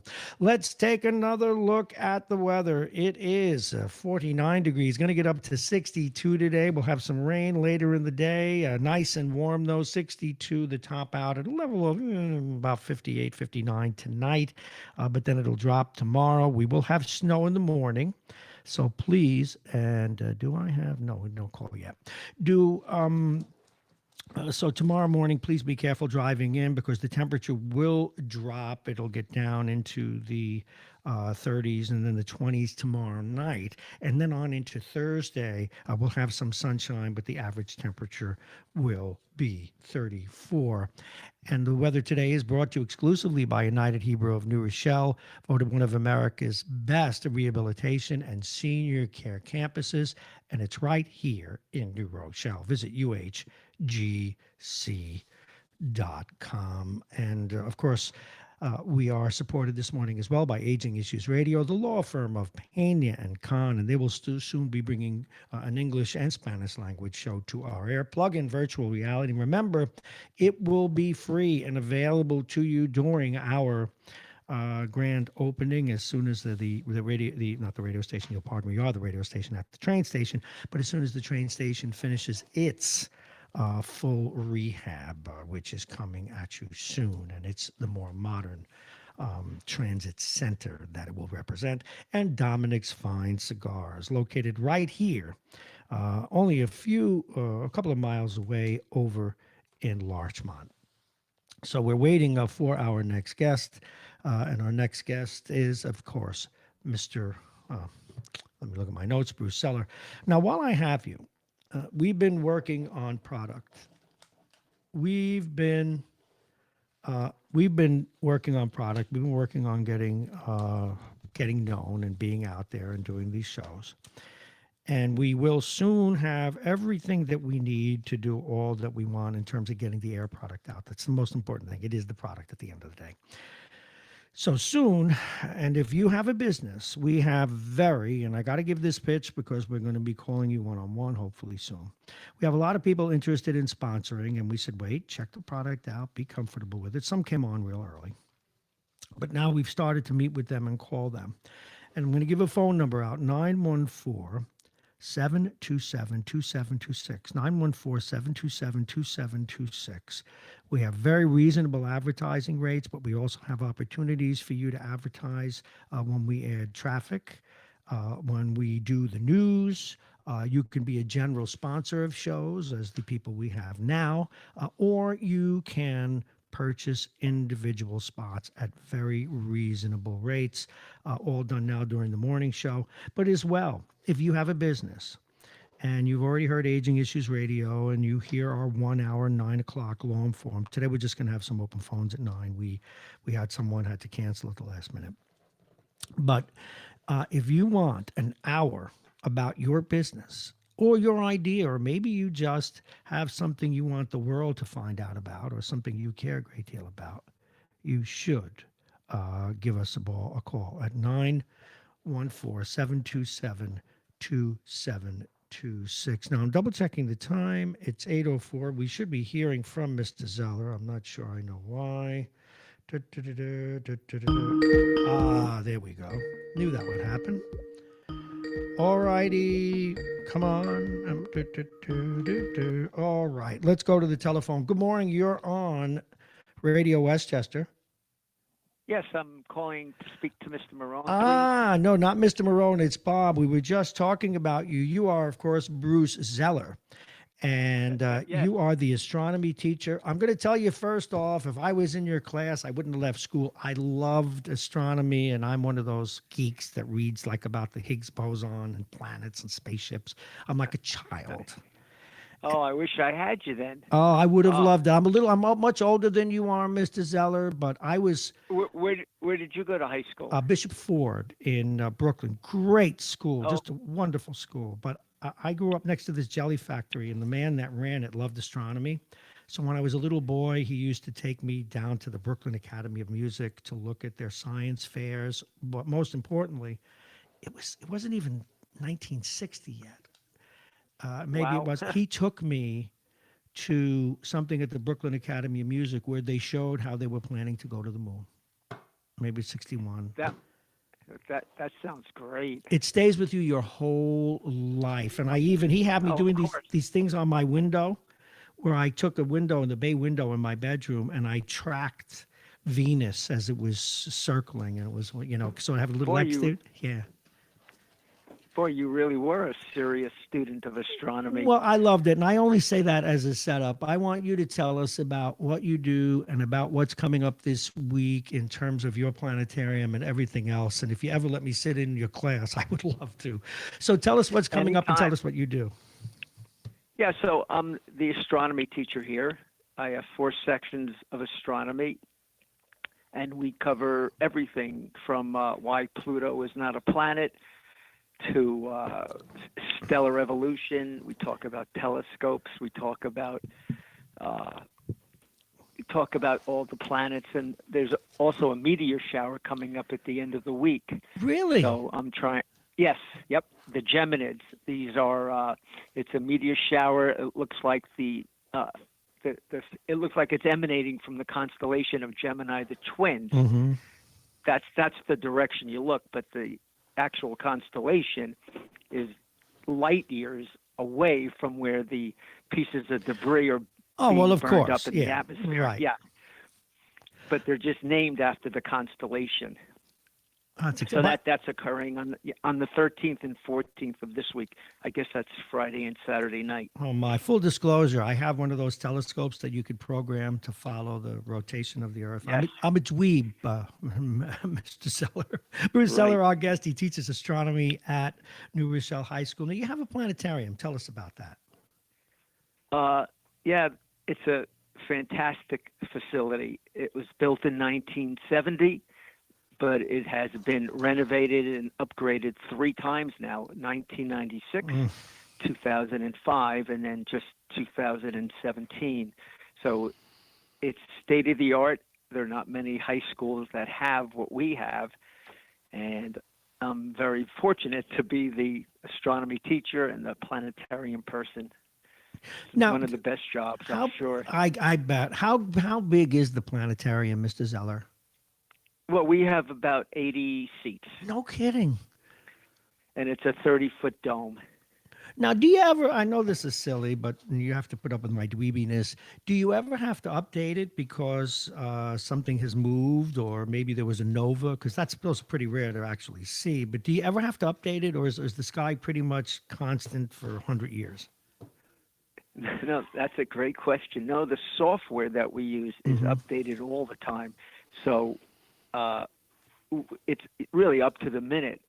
And the software that we use, it can be from any location, past, present, future, at any time. Wow. Also, the original planetarium was built with an optomechanical projector, and the kids back then named it Irving. Now, yeah, and I named my turtle Irving. Go ahead. and we still refer to it as Irving. That's now, great. When they renovated the planetarium 2 years ago, they wanted to get rid of it because you don't really need it anymore. But it's the draw. It's what the kids love. Oh God! So yeah. we kept it, and I use it all the time. But in addition to that, it was renovated with these brand new Spitz, that's the name of the company, these side-dome projectors, Mm-hmm. and that projects 360 degrees video. So there's so many ways that I can project the star field on the dome, but I always use Irving to begin the show because that's why, because it comes up out of the ground looking. Yeah. I got to remind people. There's some music. People are leaning into their exactly. radios and computers right now. My guest is Bruce Zeller. He teaches astronomy at New Rochelle High School, and as you can see, he loves it. They actually have an honest-to-goodness, full-fledged planetarium, and we're talking about that now. Do you have a telescope at the school? We have a couple telescopes at the school. I'm jealous. But when we use them, I need a crew to help me take them out of the room and up to the roof. So we haven't used them this year yet. But for example, we had them out when we had the solar eclipse back in 2017 in August. I remember. We had like 500 people show up to McKenna Field, and we had 3 telescopes and tons of viewing glasses. But the answer to your question is yes, we have telescopes. By the way, we're going to be proper filters. Yep. We're going to talk about some of the events you have coming up, but I have to ask you a selfish question because this happened in your tenure as teaching. The evolution of the understanding of dark matter and dark energy and how it affects the fact that the stars in the galaxy just don't go flinging off. How have you been, when this evolved over maybe the last 20 years, how has it affected your teaching? It's so technical and theoretical. I almost try to stay away from it because I'm not even positive I understand it perfectly. Do you know how I understand exactly. it? I understand it as pouring a little vanilla into a brown in pudding, chocolate pudding, and the pudding holds it in. So when you stir it, the vanilla doesn't fling out. But that's my tiny brain way of doing it. Yeah, exactly. There's not enough mass for the amount of gravity, and it just doesn't add up. So this dark matter and dark energy, may be the answer and the solution. Now, what about you? How did you get involved in this? Are your specialties, your education, is it in astronomy or science in general? Tell us a little bit about you, Mr. Zeller. Yeah, well, I have a degree in biology, and so I was a biology, chemistry, and earth science teacher for many years. And then the astronomy teacher here before me, Marty Steinbaum, he was the original. There's only been 2 of us, Marty Steinbaum and myself. Wow. In about 1994, he was retiring, and I used to bring my earth science classes to the planetarium. So I love he that knew class. Yeah, go ahead. So he asked me. He asked if I wanted to take over the planetarium in astronomy, and I said no, of course not. I don't have an astronomy degree, and I've never used a planetarium. And he said, don't worry about it. I'll teach you. And it was really the best decision that I ever made, one of the best ones I ever made in terms of school, because it's just, I think I have the best job in the district. Your excitement comes through, Mr. Zeller. Now, do you teach other classes or only astronomy? Do you still teach earth science and such? No, I have 4 sections of astronomy. I have 152 students. Where were you in my life? And then other science teachers come to me during the day and the afternoon with their classes if they're doing a section in astronomy, and then I can just demonstrate things that you probably couldn't do in a regular classroom. Mr. Zeller, tell us about the students. Maybe I'm a bad example, but are they as rapt as I was as a kid about this stuff? Is it one of those times when they actually look at you and wonder? There's so many different types of students. I have students that can't get enough astronomy and want to do extra things and want to help me with the planetarium shows. And then you have the students that they don't really like school that much. And, I have to keep prodding them to, let's go to work. So it runs the gamut, and it's no different than when I started 38 years ago. You have 38 all- years, Mr. Zeller. Do you love your job enough to just keep on doing it? I mean, obviously, with 38 years in, you could probably retire, I guess. But do you love it that much? I think every day there must be many times in the hallway, teachers say, "So when are you leaving? When are you leaving? When are you retiring?" And I tell them, I say, "I'm still enjoying the job. I don't want to leave yet." These kids are lucky. You know, when they get out into the work world, if they're those that don't find it interesting, they can say, "Gee, I wish I was back in Mrs. Ellis' class." Hey, I will tell you a very tiny, quick story that was funny. You know, and I love the sciences, so the earth science teacher and the science teachers has liked me. But do you know what their threat was when I didn't turn in an assignment and I got to do it? Would you like to hear it? Mr. Marrone, with his brother Damarinus, God rest him. Mr. Marrone, would you like to clean out the rat cages this afternoon? That's what I get hit with. Gee. Would you like to clean out the rat cages? You know, because we did a lot. It was a really progressive school, a wonderful school. So let's get to some cases. What's coming up this week? Great question. So on Saturday, I have two. On Saturday, I have two shows, and on Monday and Wednesday night, I have two more shows. That's and next Monday and Wednesday. Okay. Yeah, Monday and Wednesday night at 7, and Saturday at 2 p.m. and at 4 p.m. And this is our traditional Season of Light show. It used to be called the Star of Bethlehem. Now it's changed a little bit. It's the Season of Light. Wow, And, that's pretty cool. And what goes on there?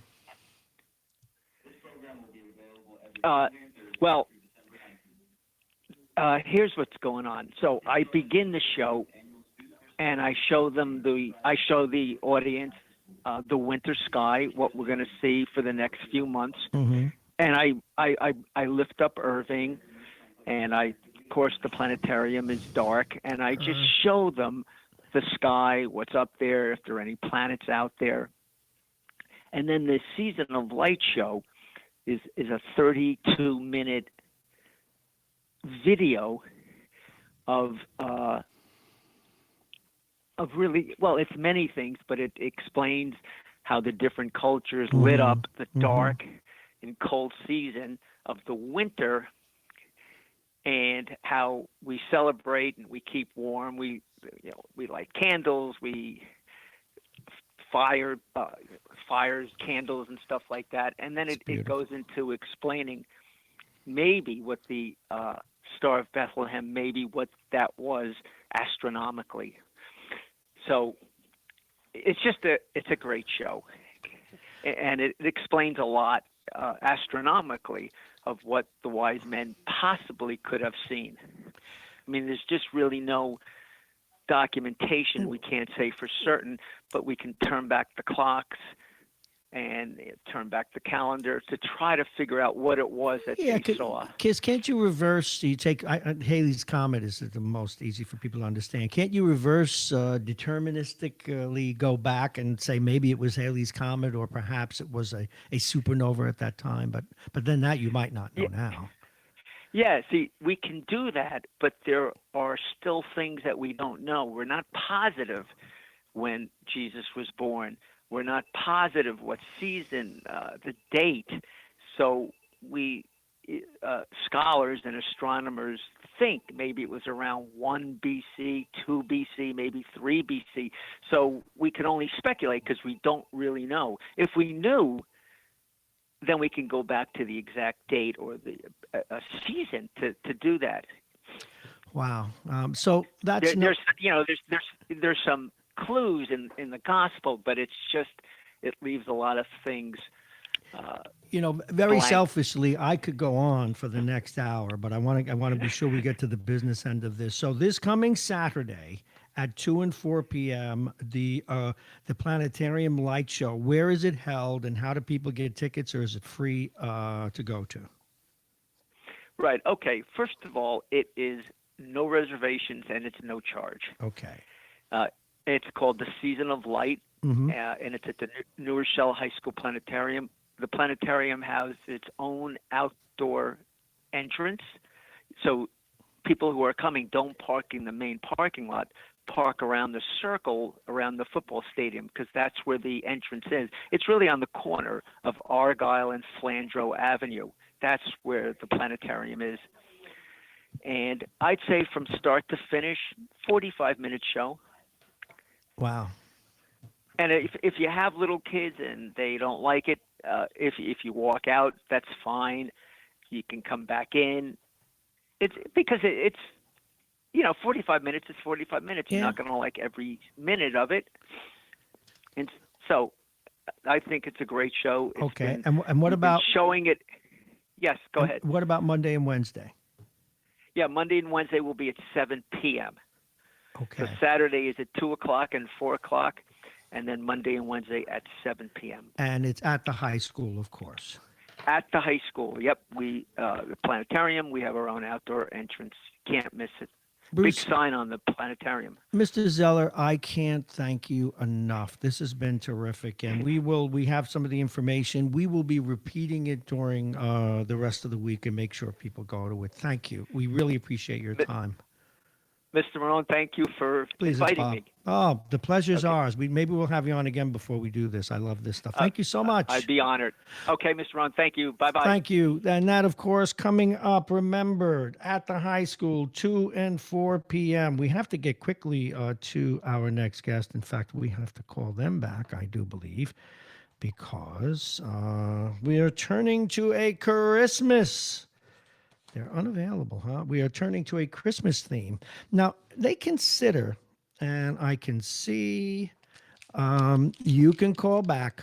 I can see that in fact, I try to call them and they're calling me, that we've got a couple of weeks till Christmas, all right?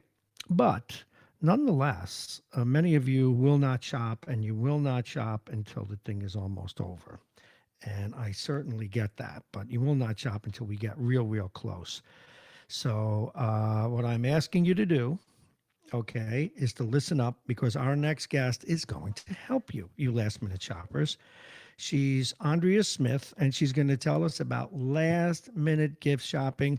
Andrea Smith, welcome to the program. I need your help. This is Andrea. Hi, Andrea. I need your help, Andrea Smith. Okay. I already talked about you coming on. Last-minute gifts. Now, most of the people that I know who wind up doing last-minute gift shopping, they're extremely busy. They are running around like mad hatters, and they need to do something that is quick and efficient. Help us, please. I got that for you, because they're not going to want to go out and get those new smartphones or new TVs. They want the really simple things, right? And it's great, because you also need to think about the essentials and the accessories. Let me start with accessories. A great gift idea is a phone case. This is so easy. People love to swap out their phone cases for different occasions, whether they're running or they're going out for a glitzy night out. The Otter Plus Pop Symmetry series combines that slim, protective OtterBox case that I love with the pop socket pop grip.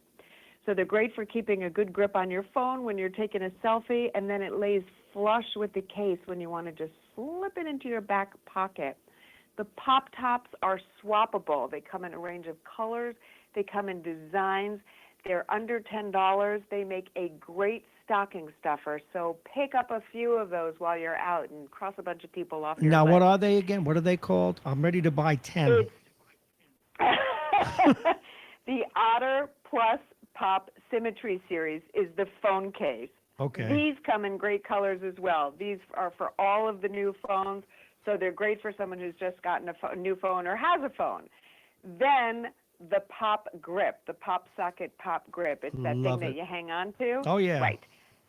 Okay, You next can get case. these That's all 10 of colors. those. I'm Okay, writing my next thing. Christmas list now. Continue, Andrea Smith. All right, batteries. You can't forget the batteries, okay? No one wants unhappy kids or unhappy adults who can't play with their new toys. Duracell just released their latest innovation. It's called Duracell Optimum Batteries. Now, compared to copper tops, they're the brand's highest energy batteries. Uh-huh. They can deliver extra life in devices like your Xbox controller or extra power in your Monster Jam truck. They come in resealable packaging that keeps them together. So get this, you don't have to go rummaging around through the junk drawer to find the double A's. How They're did you all know in that? one place. Does everybody really do what I do? It's in the drawer or in Because my desk drawer. everybody has all their batteries shoved in one place, and you're like, wait a minute, I got one of these and one of these.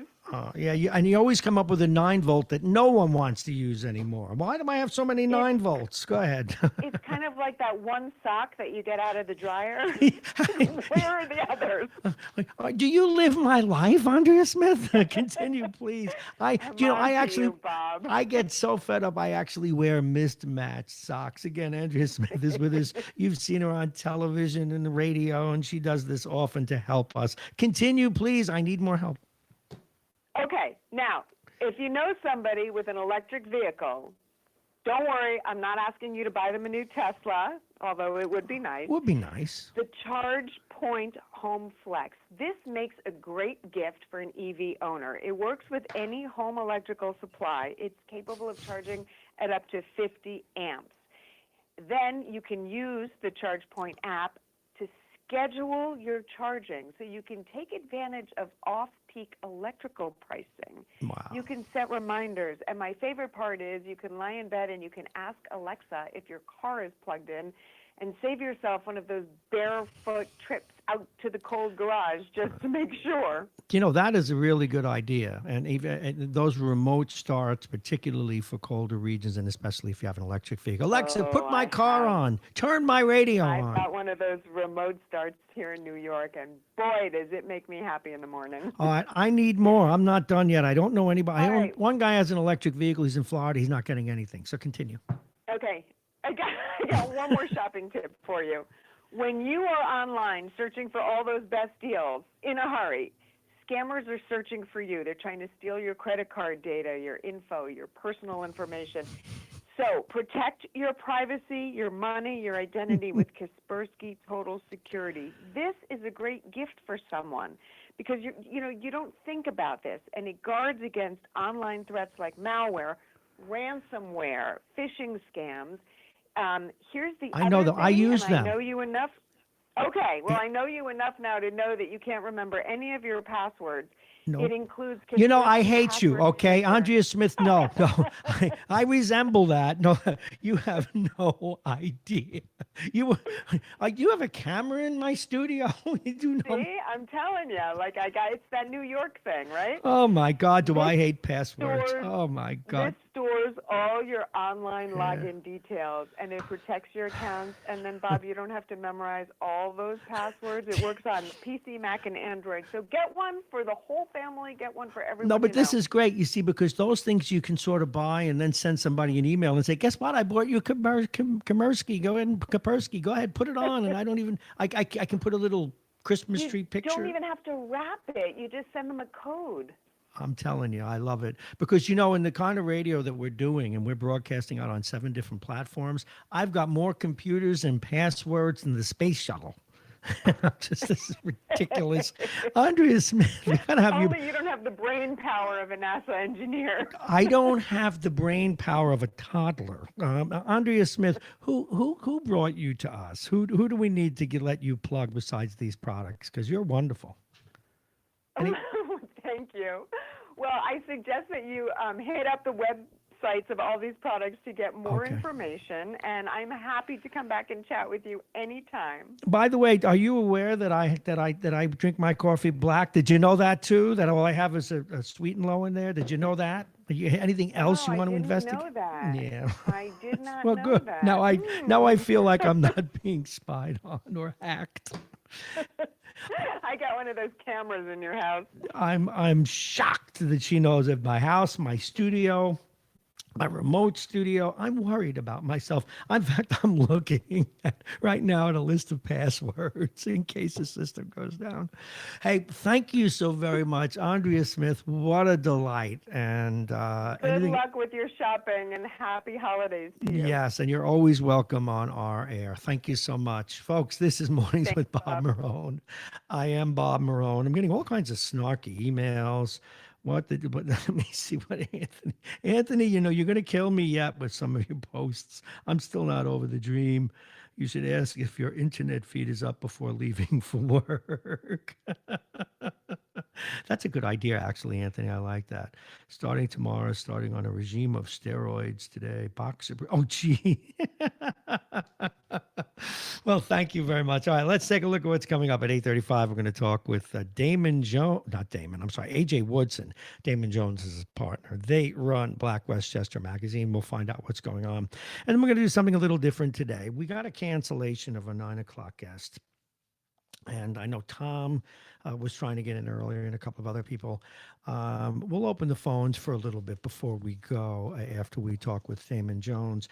But I did want to just go over some of the headlines again before we get, did I say Damon before I get to AJ Woodson? In fact, we brought many of this morning's stories into the show today. Most notably, a former employee admits, now get this, up at Rye.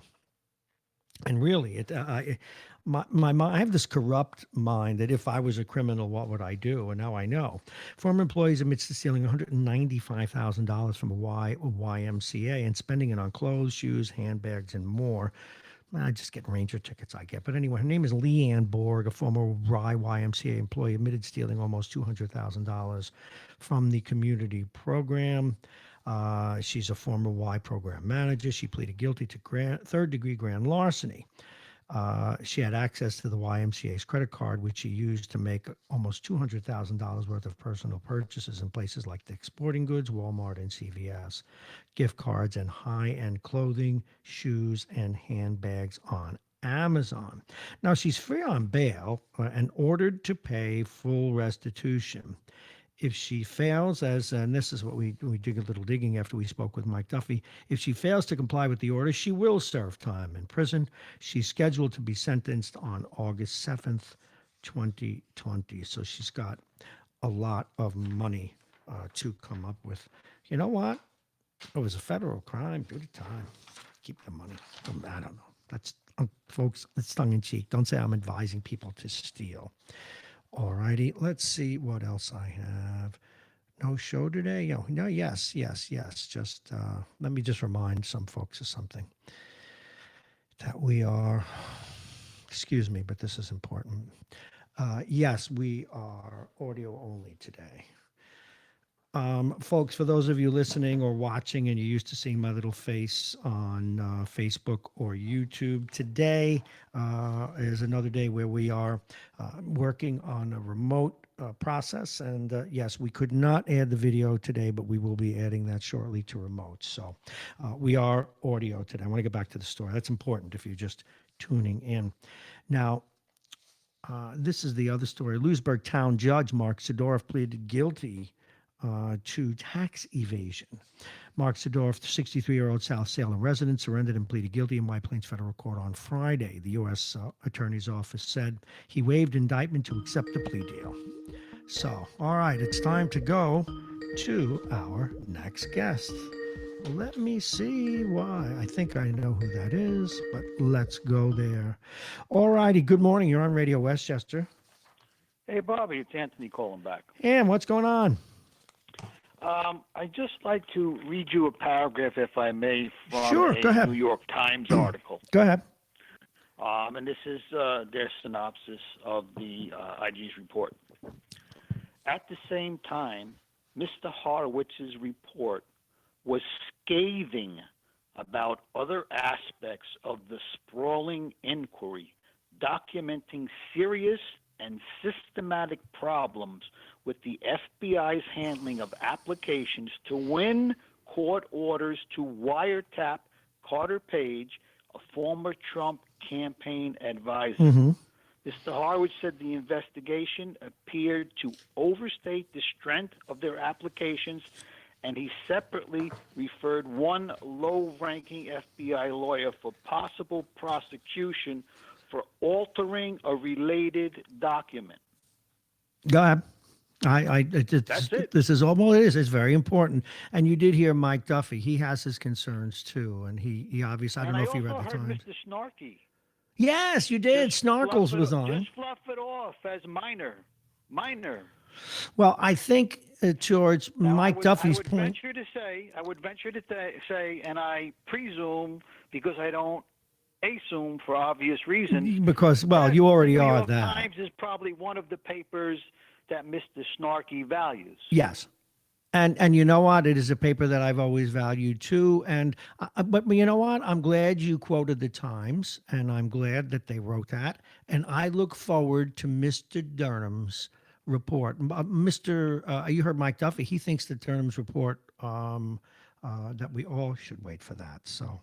Well, first of all, if we take everything in the sequence that it came out, we have to wait for it because he's already stated that he disagrees with the fundamental finding that it wasn't political. Mm-hmm. So, although everybody can agree right now, Oh, of course, it was political too. that there wasn't a deep state, technically, that still remains to be seen. I don't know that a deep state remains to be seen, but again, I've got to keep an open mind. But certainly, their behavior needs to be looked into and examined and reported fairly. Okay, but here again, what I'm saying to you is, Mr. Horowitz already said he disagrees. No, Mr. No, I'm sorry, that it Mr. The Attorney I'm sorry, General. yes. Yeah, I corrected you. Yeah, you need it's like baseball. You need a scorecard. Yeah, no, I understand. If you're not a home team fan. But again, if what he said, he's disagreed with the basic premise that it wasn't politically motivated. Okay, So well, let's see where it goes. I got to get ready for another I guest, agree. but you made your point. You got it. Thank you very much. All righty, that's how Anthony feels. Folks, join this conversation. You could agree with Anthony and you can join on as Tom does. You can agree with Mitch or some of our other callers. You could agree with Mike Edelman. You could agree with Mike Duffy. All points are welcome here, and you will be received with open arms. We don't pretend to have the cornerstone of the truth. Just my infinite wisdom. I should do a Rush Limbaugh type show. My infinite wisdom. All that I say is true. All that I know is new, or something like that. All righty, we're coming up on 8:35, and at 8:35 we do. In fact, it's 8:36 already. We should be hearing from A.J. Woodson momentarily. He, generally speaking, is always on time, although every once in a while some of my news people need to be reminded, and we will do that. It all depends on their watch and their clock. So. When I was going over the news before, all these stories, and as you can see, and it's like chipping away at stone. One of the points that was made earlier, one of the things that Mike Edelman is right about in general, whether you be on the right or left, is nuance. These issues are layered. The report concludes that that the investigation was appropriate, but that there were things not done well. Those things not done well need to be put under a microscope so that we can say with some sort of certainty, or at least reliable comfort, that they were not motivated by any malice. One can understand a prosecutor trying to put the best possible light on their case, but at what point does that go over into conspiracy? At what point does that go over into being an unfair investigation? And if the person is doing it is a Democrat or Republican, should it matter? It's great, and I will stick to my guns on this. They should all have oversight for now, though they're saying that it was not politically motivated. But the reason that I say you chip away, now I don't think I've ever heard Anthony, for example, say that it was a hoax or a witch hunt. But at least now, that far we can conclude, or as Anthony said, I think to be very specific, he's not arguing that there was a not collusion, that the Russians attacked our election process. And that's important because there was a time when maybe not Anthony, but some of the other folks on the right would tell you that there was no such thing. And there are some people still want you to believe that it is the Ukrainians. Conversely, there are people who support impeachment who don't feel that anything about what the Democrats are doing in court is political. Of course it is. I mean, even the founding fathers have noted that, and why they made it so hard to impeach a president, that it is a political act. But they take that term political to be, if the public and the opposition party become so convinced, and that's the bar, that the president's behavior warrants removal from office, then he should be removed. So we're making progress in trying to drive people at least towards a common understanding of what took place. And it doesn't come easy. And one of the things you have to be able to do, as we do here, is admit when you're wrong, or admit when you've been pushed to a point where you say, I need to consider the other guy's point of view. And sometimes it's going to be after you were wrong. Sometimes it's going to be after you say something stupid. Certainly I do. My callers do too. But you'll be welcome here. And I cannot stress that enough. Now, I know Tom wants to join the conversation, and we are going to do that because he has been sending lots of texts today, and we're going to reach out to him right now, and then we're going to see where AJ was. Now, I was going to do this a little later, but why not do it now and see what Tom from Pelham has to say? Oh, be prepared for him to gloat about his Islanders, and he has every right to. It is right now the very best team in New York sports, the most successful team in New York sports, absolutely is the New York Islanders. Ah, I see what it did. What's interesting about my computer that, and it's really cool, and it allows us to make these calls, and we're going to do it again. It allows us, let's see if it added a one. Yeah, it did. All right, I got to change this. What it allows us to do is to call back a caller who calls us. But again, it ain't always easy. So let us do that. And what's interesting is it already has the one in it. So if like an idiot, I add the one, I'm screwing up. Oh, here he's calling it himself. So let's get to that. Good morning. Good morning. You're on Radio Westchester. Good morning. Good morning. Did I put up the right? No, I did. No, they're not there. I wonder why we lost them.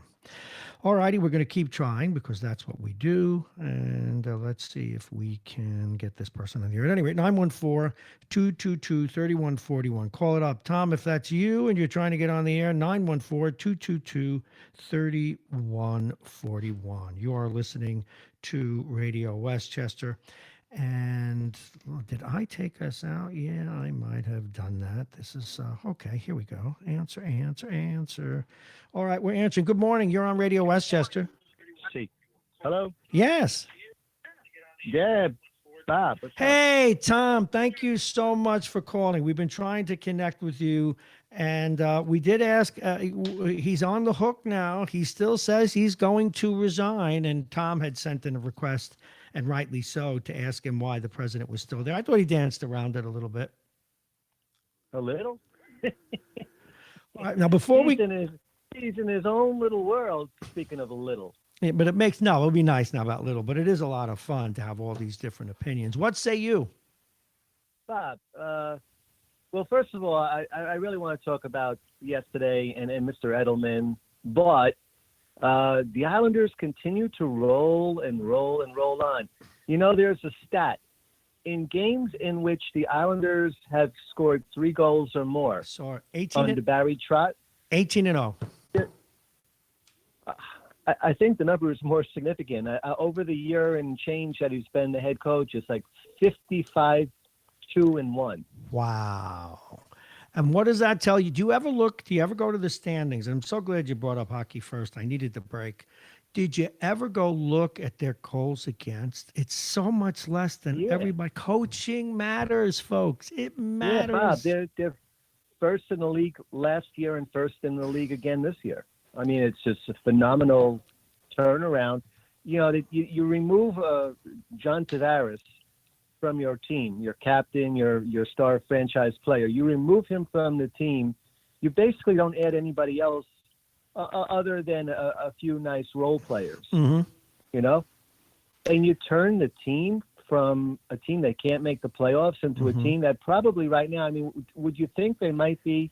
Washington's having a phenomenal year. But do you think that the Islanders are in the top 3 or 4 or 5 teams to win the Stanley Cup, you know, if you were to prognosticate? Yes, I do. And I'll tell you why. Do you notice even the Rangers, who are doing much better, and it's a nice rebuild, but a lot of these other teams are basing what they do on having these fleet-footed defensemen. And the Islanders have some fleet-footed guys that carry the mail, but it's not an offense based on the defense getting all the goals, as some other teams are. It's an offense based on the gaps are very tight. And what I mean by tight is you'll notice when you watch an Islander game, all 5 guys are going up and down the rink as a unit, and they put on what we call a lot of back pressure. The forwards are coming back so hard that the defense can stand up, because if you stand up and you don't, it's all about how much they penetrate your zone, you're able to stop them at the blue line and then keep them in the perimeter because the forwards have come back to help out. It's huge, and it's just not appreciated. And the Islanders are just the absolute best at it. My God. Again, if you coach and you love the inside baseball part of hockey, they're a beautiful team to watch. Just beautiful. Bob, you'll love this. In between the second and third period last night, Shannon Hogan had on Al Arbor's widow. Oh, my. Claire Arbor. And it was a really a quaint interview. Yeah. I mean, if you saw it, you would have really enjoyed it. I would have loved it. And and she spoke off the camera after the interview was over. They went to a commercial. They came back at the beginning of the third period. And Mrs. Arbor told Shannon Hogan that in the early 70s, when Al got the job with the Islanders, he asked Claire, the early days of the VCR, to please tape the games.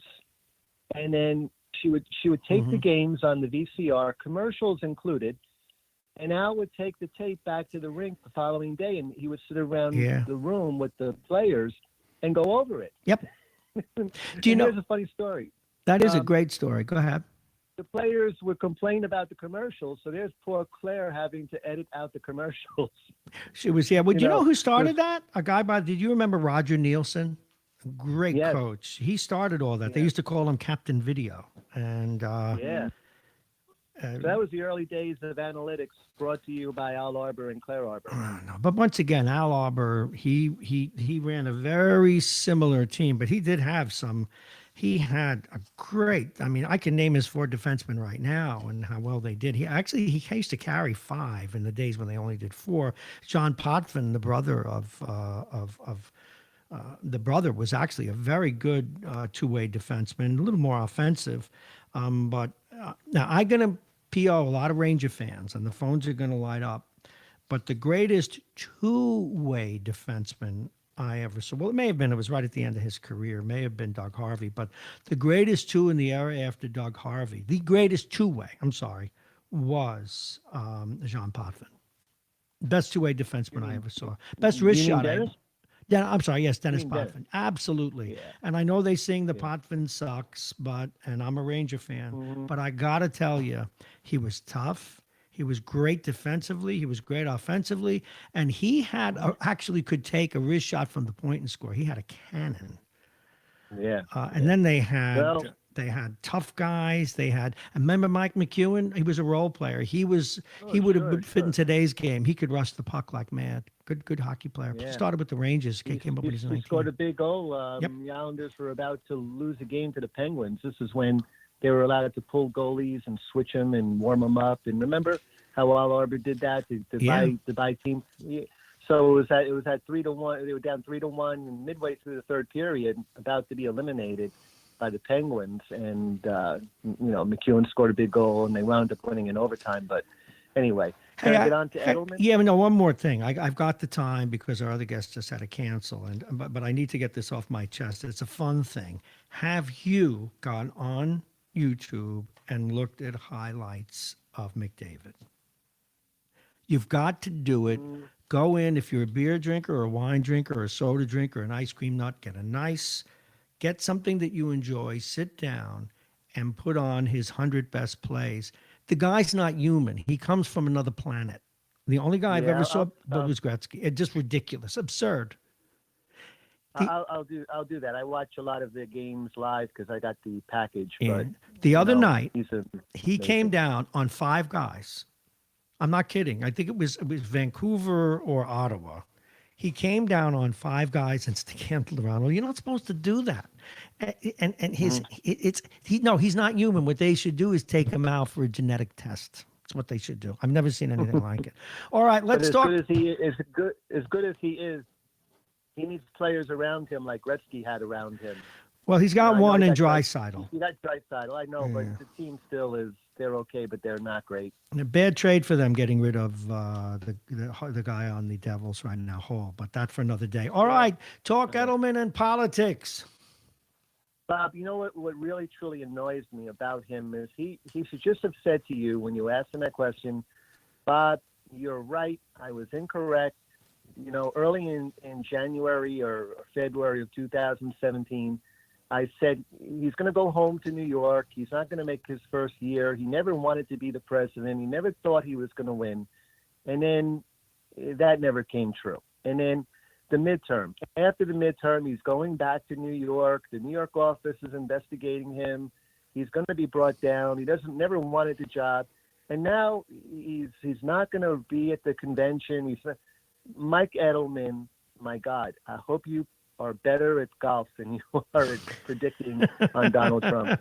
You know, he keeps moving the goalposts right now. Yes, he does, and we called him on it. But you know, one of the things about talk radio is getting all the different. He's on, and then you'll notice I have my leavening bread. I have on Mike Duffy right after him. That's not an accident. Just so you'll know, so we can. It's like making a cake, you know. Talk radio. I got some cream here. I got some chocolate, some peanuts. Unless you're allergic. And you know what though, one of the things that I'm really enjoying, and even when it gets, you know, a little, Anthony and I get a little, we're street guys, a part of us are, and we get a little feisty, but never think it's not respectful on either side, or with you, or with snarky. It's what we do here, and I have to tell you, you all have made this show so good and so interesting and funny. I mean, Anthony's going to one day, I'm glad I'm not on film for a couple of days, because he's made me laugh in the middle of serious other interviews by sending me odd texts. And then before he sent me a picture. You're better on film because you're animated, and the show is great on radio, but when you have radio and you have video accompanying it, it's even better. Oh, we're going back to that, right? Absolutely. But so were you late today because I turned you on at 6:09? No, we were late today because it's been on purpose. We're doing a test of remote equipment that is we just had to get a few things right, and because again we're in the final phases of the building process. But here's the beauty, and why I set the start time today at 6:30. Is we're going to be able to take this show. We now have all this mobile equipment. We are going to be able to take this show anywhere. So let's say you owned, I don't know, a car dealership. We can take, and I have a board and 3 different computer screens I'm looking at right now. And with all of this, plus the camera that we're adding, and we reach a point where we'll almost never do a broadcast without the visual.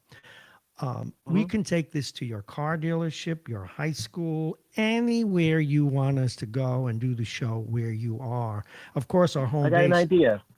Pardon? Yes, go ahead. I have an idea. So on a Friday before the NFL football season's over, why don't you take Jake and your equipment over to Dominic's Fine Cigars and have the airing of his picks of the week? That's right not a bad idea. Cigar. Yeah. Yeah. That is a nice idea. Dominic's a good guy. I haven't seen the man in probably 20 years when I went in there with my son to buy baseball cards. But, you know, that is a terrific idea. Maybe we should do it as we head into the playoffs. Would be a really good place. But now you've got the right idea. And that's one of the things we're planning for, is to do that kind of thing. Or grand openings. Maybe next year's at the parade we'll set up somewhere, and it just it'll add so much. So that's we're doing, and we're trying to, as you're contributing here, we're trying to share the actual building with all of you too. So you will have been a part. That's why I invited you all in person, and because you've been part of building this radio station, and it's been an absolute ball. An absolute ball. Well, it's fun to be part of it, Bob. Well, thank you very much, and always thank you for your candor. I value the fact that the regular callers are so honest. And I have one more point I want to make. Go ahead. I learned this from watching the hearings when the chairman is sitting there and somebody is speaking out of turn, the gentleman will suspend. So I'm going to use that expression now instead of saying to somebody, "Can you be quiet?" or just be nasty and say "shut up." I'm not going to say that anymore. I'm going to be very classy, DC style, and I'm going to say, "Will the gentleman please suspend?"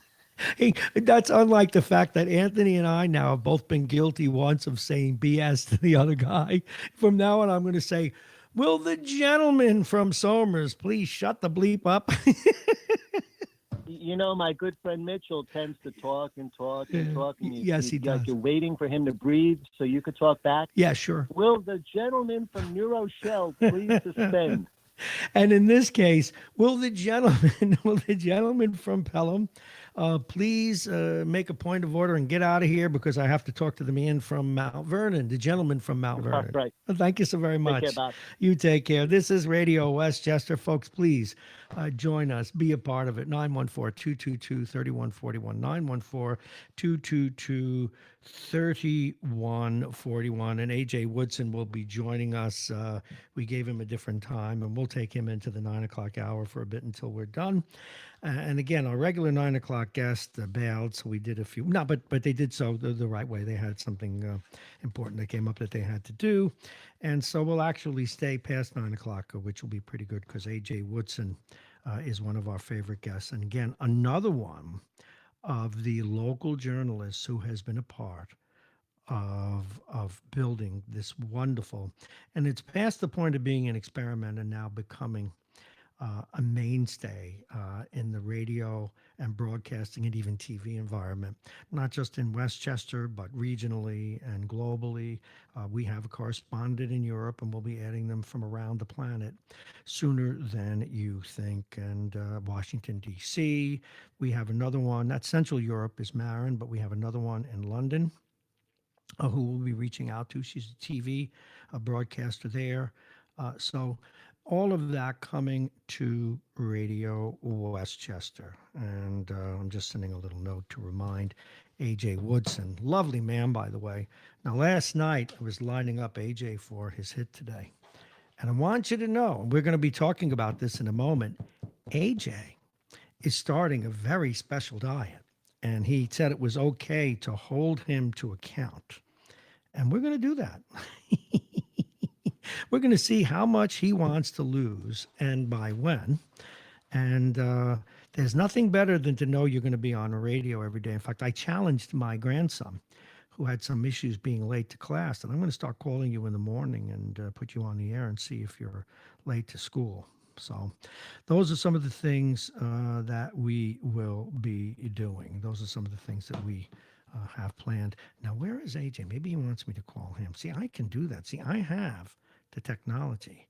I have the ability. I can do all things. If only the system would allow me. Info. So shall we? Yeah, let's call him. All righty. We are going to do that. God, I love this new system. See, I can make anything happen. We're going to go to the weather one more time, but first we want to be sure that we can get our guest.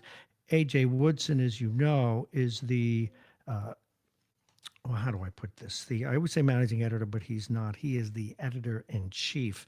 That is his specific handle. He's the editor-in-chief of Black Westchester Magazine, and no one, absolutely no outlet, covers Mount Vernon the way he does, and the voice that he has in the news, as his paper says, from the Black perspective. So we're going to call him, and what's cool about it is we'll see as I call him.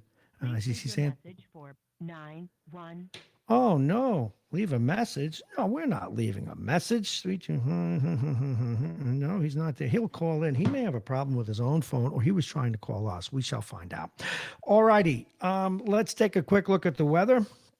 It is now up to 51 degrees. Going to get to 52 today. We will have some rain later in the day.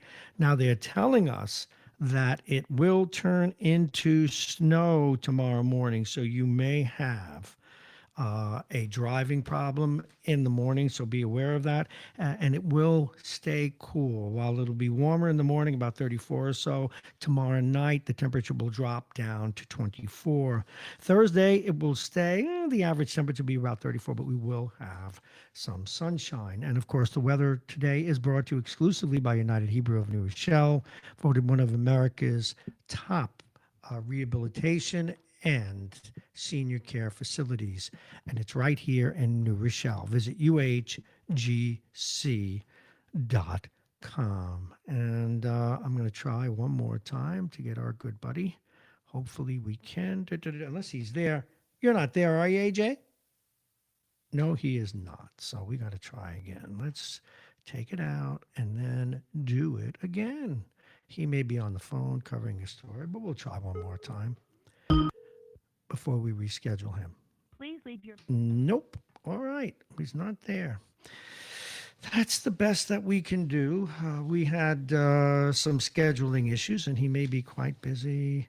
Call in progress. Are you sure you want to? There's a call in progress. AJ Woodson, are you there?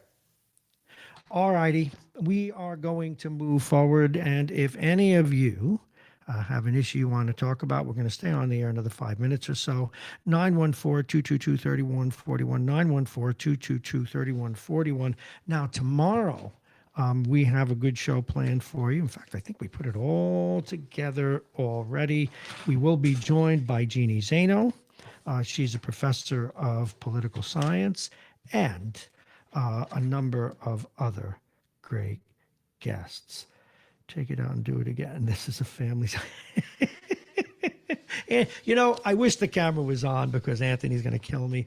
All right, folks, that slams the lid on things for today again. Our 9 o'clock guest could not be with us. So we're going to give you a chance right now. 5 minutes. We'll stay on the air. 5 more minutes. 914-222-3141. 914-222-3141. And there were a couple of stories that I did want to touch on a little bit more. Take this out. The number of abortions. Now, once again, subtlety. Even though there are people, and I tend to side for that with those that need to guarantee women's rights, there is a sensible middle ground with abortion. And so even though you have the hard left that goes too far and the hard right that goes too far, in terms of reaching the country's belly, I think both sides are having some success. The number of abortions dropped in the United States in 2016 to 623,000. And that is a great improvement. And 91% of them were performed at or before 13 weeks. So obviously the pro-life folks are making a point about being sensible. And well, in their case, of course, you have at the extreme end, there should never be an abortion, but that these late-term abortions are, unless, of course, there's something really egregiously wrong with the child or harmful to the mother, they should not happen. But this is less about your opinion in that than it is that, which is why we have to listen to people and not just dismiss them out of hand. America is developing a consciousness about abortion that is less extreme in both cases, at least in the mainstream. So let's keep that in mind. For the second time in a year, Republican lawmakers have introduced a bill in the Ohio State Legislature that would require doctors to attempt to reimplant an embryo from an ectopic pregnancy into a woman's uterus or face first a major murder charge, even though such a procedure does not exist, by the way. So they've made a law about a procedure that doesn't exist, and ectopic pregnancies in which the embryo implants itself in the woman's fallopian tubes, they can be fatal. So why would you make a law to carry out a procedure that does not exist because you're concerned about the egg in the fallopian tubes? Definitionally, and it does all boil down to language. Sorry, far left, who says that having an adherence to language is somehow racist. Language matters, particularly in the law. And so in the case of, at least now, an embryo that's in the fallopian tubes, that already is, for definitional purposes, again, the use of words, that is a pregnancy that has terminated. And all you have to do is say it and use the words, and you've done it.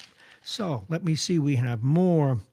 Oh, no, that's the issue we talked about before. No one wanted to weigh in on it, and I wish you would. Whether or not someone who gets in an airplane and wants to sleep should put their seat back. Of course you should. And if it's an imposition to the person behind, it's the airline who is at fault, not you. So if you want to complain, you complain to the airline, not to the person in front of you. They have every right to do it, or the button wouldn't be there. That is my take. 53% of Republican voters say that Donald Trump is a better Republican president than Abraham Lincoln was. 94% of Democrats prefer Lincoln. See, now that's the kind of adherence that drives me nuts. You can support the president, and we've got callers that do. You can even support him radically, but that kind of a statement makes no sense. That's just blind allegiance, at least in my view. Now listen to this. U.S. corporate debt is nearing $10 trillion, or a record 47% of the overall economy. A growing volume of lower quality BBB-rated bonds from companies such as Hasbro, Nordstrom, Marriott, and Hyundai now account for $2.5 trillion of that. But that's important. It helps companies fund themselves and make more money. But those are some of the numbers that we should be looking at when we worry about where we could be headed economically in terms of depressions and things of that nature, recessions and so forth.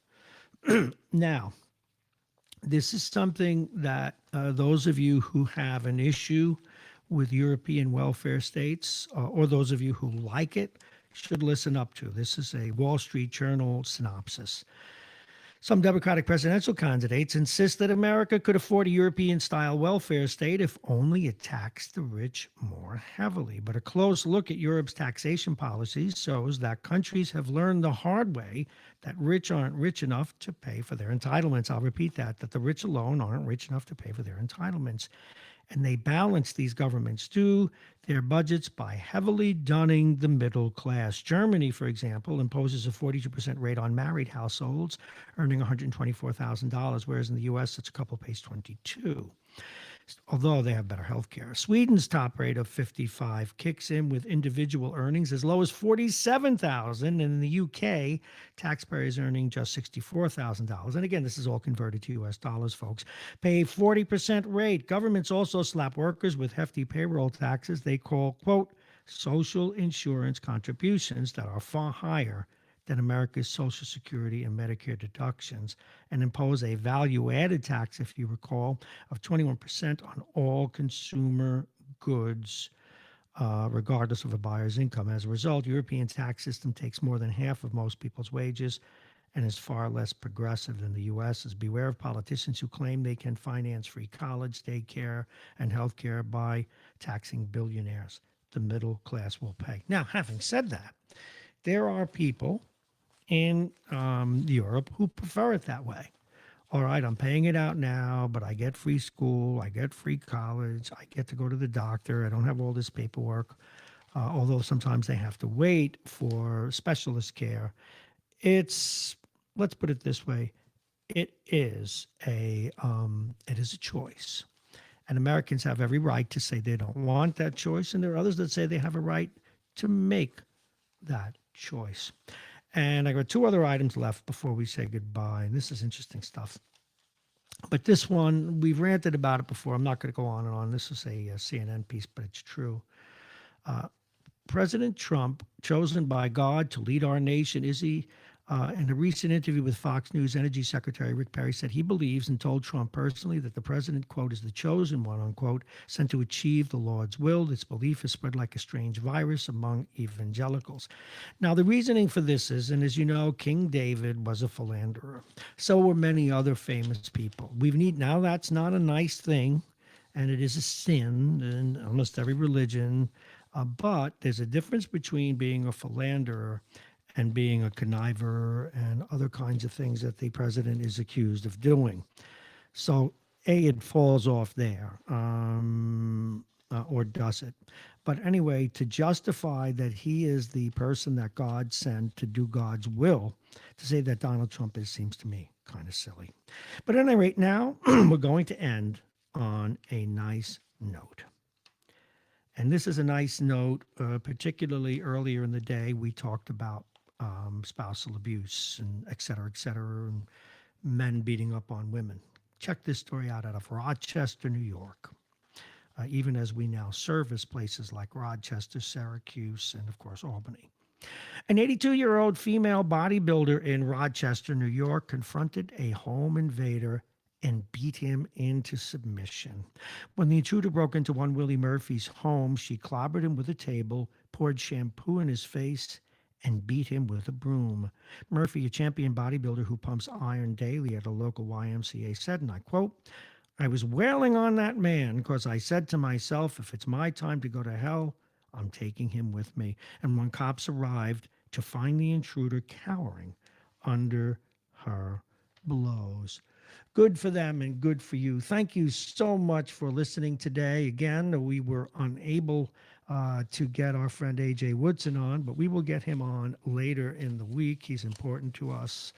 He got tied up. We got tied up. That happens. And again, our 9 o'clock guest couldn't be with us, but we have some people to thank. Of course, the callers, you distinguished yourself today. Mitch, Anthony, let's see, Tom from Pelham, and of course, I'm losing my brain, Lorraine Carl. Mike Edelman, he got people amped today. Great job, Michael. Thank you very much. Mike Duffy, you put things in perspective for us, as you always do. And what a great interview with Bruce Zeller. Remember now, this coming Saturday at 2 and 4, go to the high school. They have their light show at the planetarium, and we'll give you more information about what's coming on next week. And Andrea Smith, what a delightful woman, some last-minute gifts, and she seems to be some sort of a mind reader. So thank you so much. We're going to leave early today, but things are coming along great. Westchester Radio is becoming the institution, Radio Westchester is becoming the institution that we hoped it would. And there's so much more to come. And also, thank you for that bit of a hockey story. Jake, tomorrow we'll be back with Jake's picks. We'll have Jake on tomorrow and more for you. To wrap your ears and your eyes around. I'm Bob Marrone. For all of us here at Radio Westchester, this is Marrone in the Morning, or Mornings with Bob Marrone. You can listen to us each and every day on RadioWestchester.com. Go to MyTuner Radio. That's an aggregator for podcasts and live streaming. We are there as well. You put our icon on that, and you can tell Alexa, put on RadioWestchester.com, or go to MyTuner Radio, put on Radio Westchester, Facebook, YouTube, Instagram, and Periscope. And remember, if you want to catch this wave, if you want to be a part of where we're going and be a sponsor. Now, we just bought a 55-inch screen that's going to go outside the studio next to the train station that thousands of people walk by every day. And if they park their car, they can't. If they park their car in that 1,500 car lot, they have to pass this sign, and they have to pass our open windows, light as a Christmas tree. As well, if you take the bus or you walk down from North Avenue, or someone drops you off, they have no choice. They will walk by that screen. They will walk by our studio, and you can say, yes, I advertise on Radio Westchester. 914-727-2726, 914-727-2726. We will see you all tomorrow.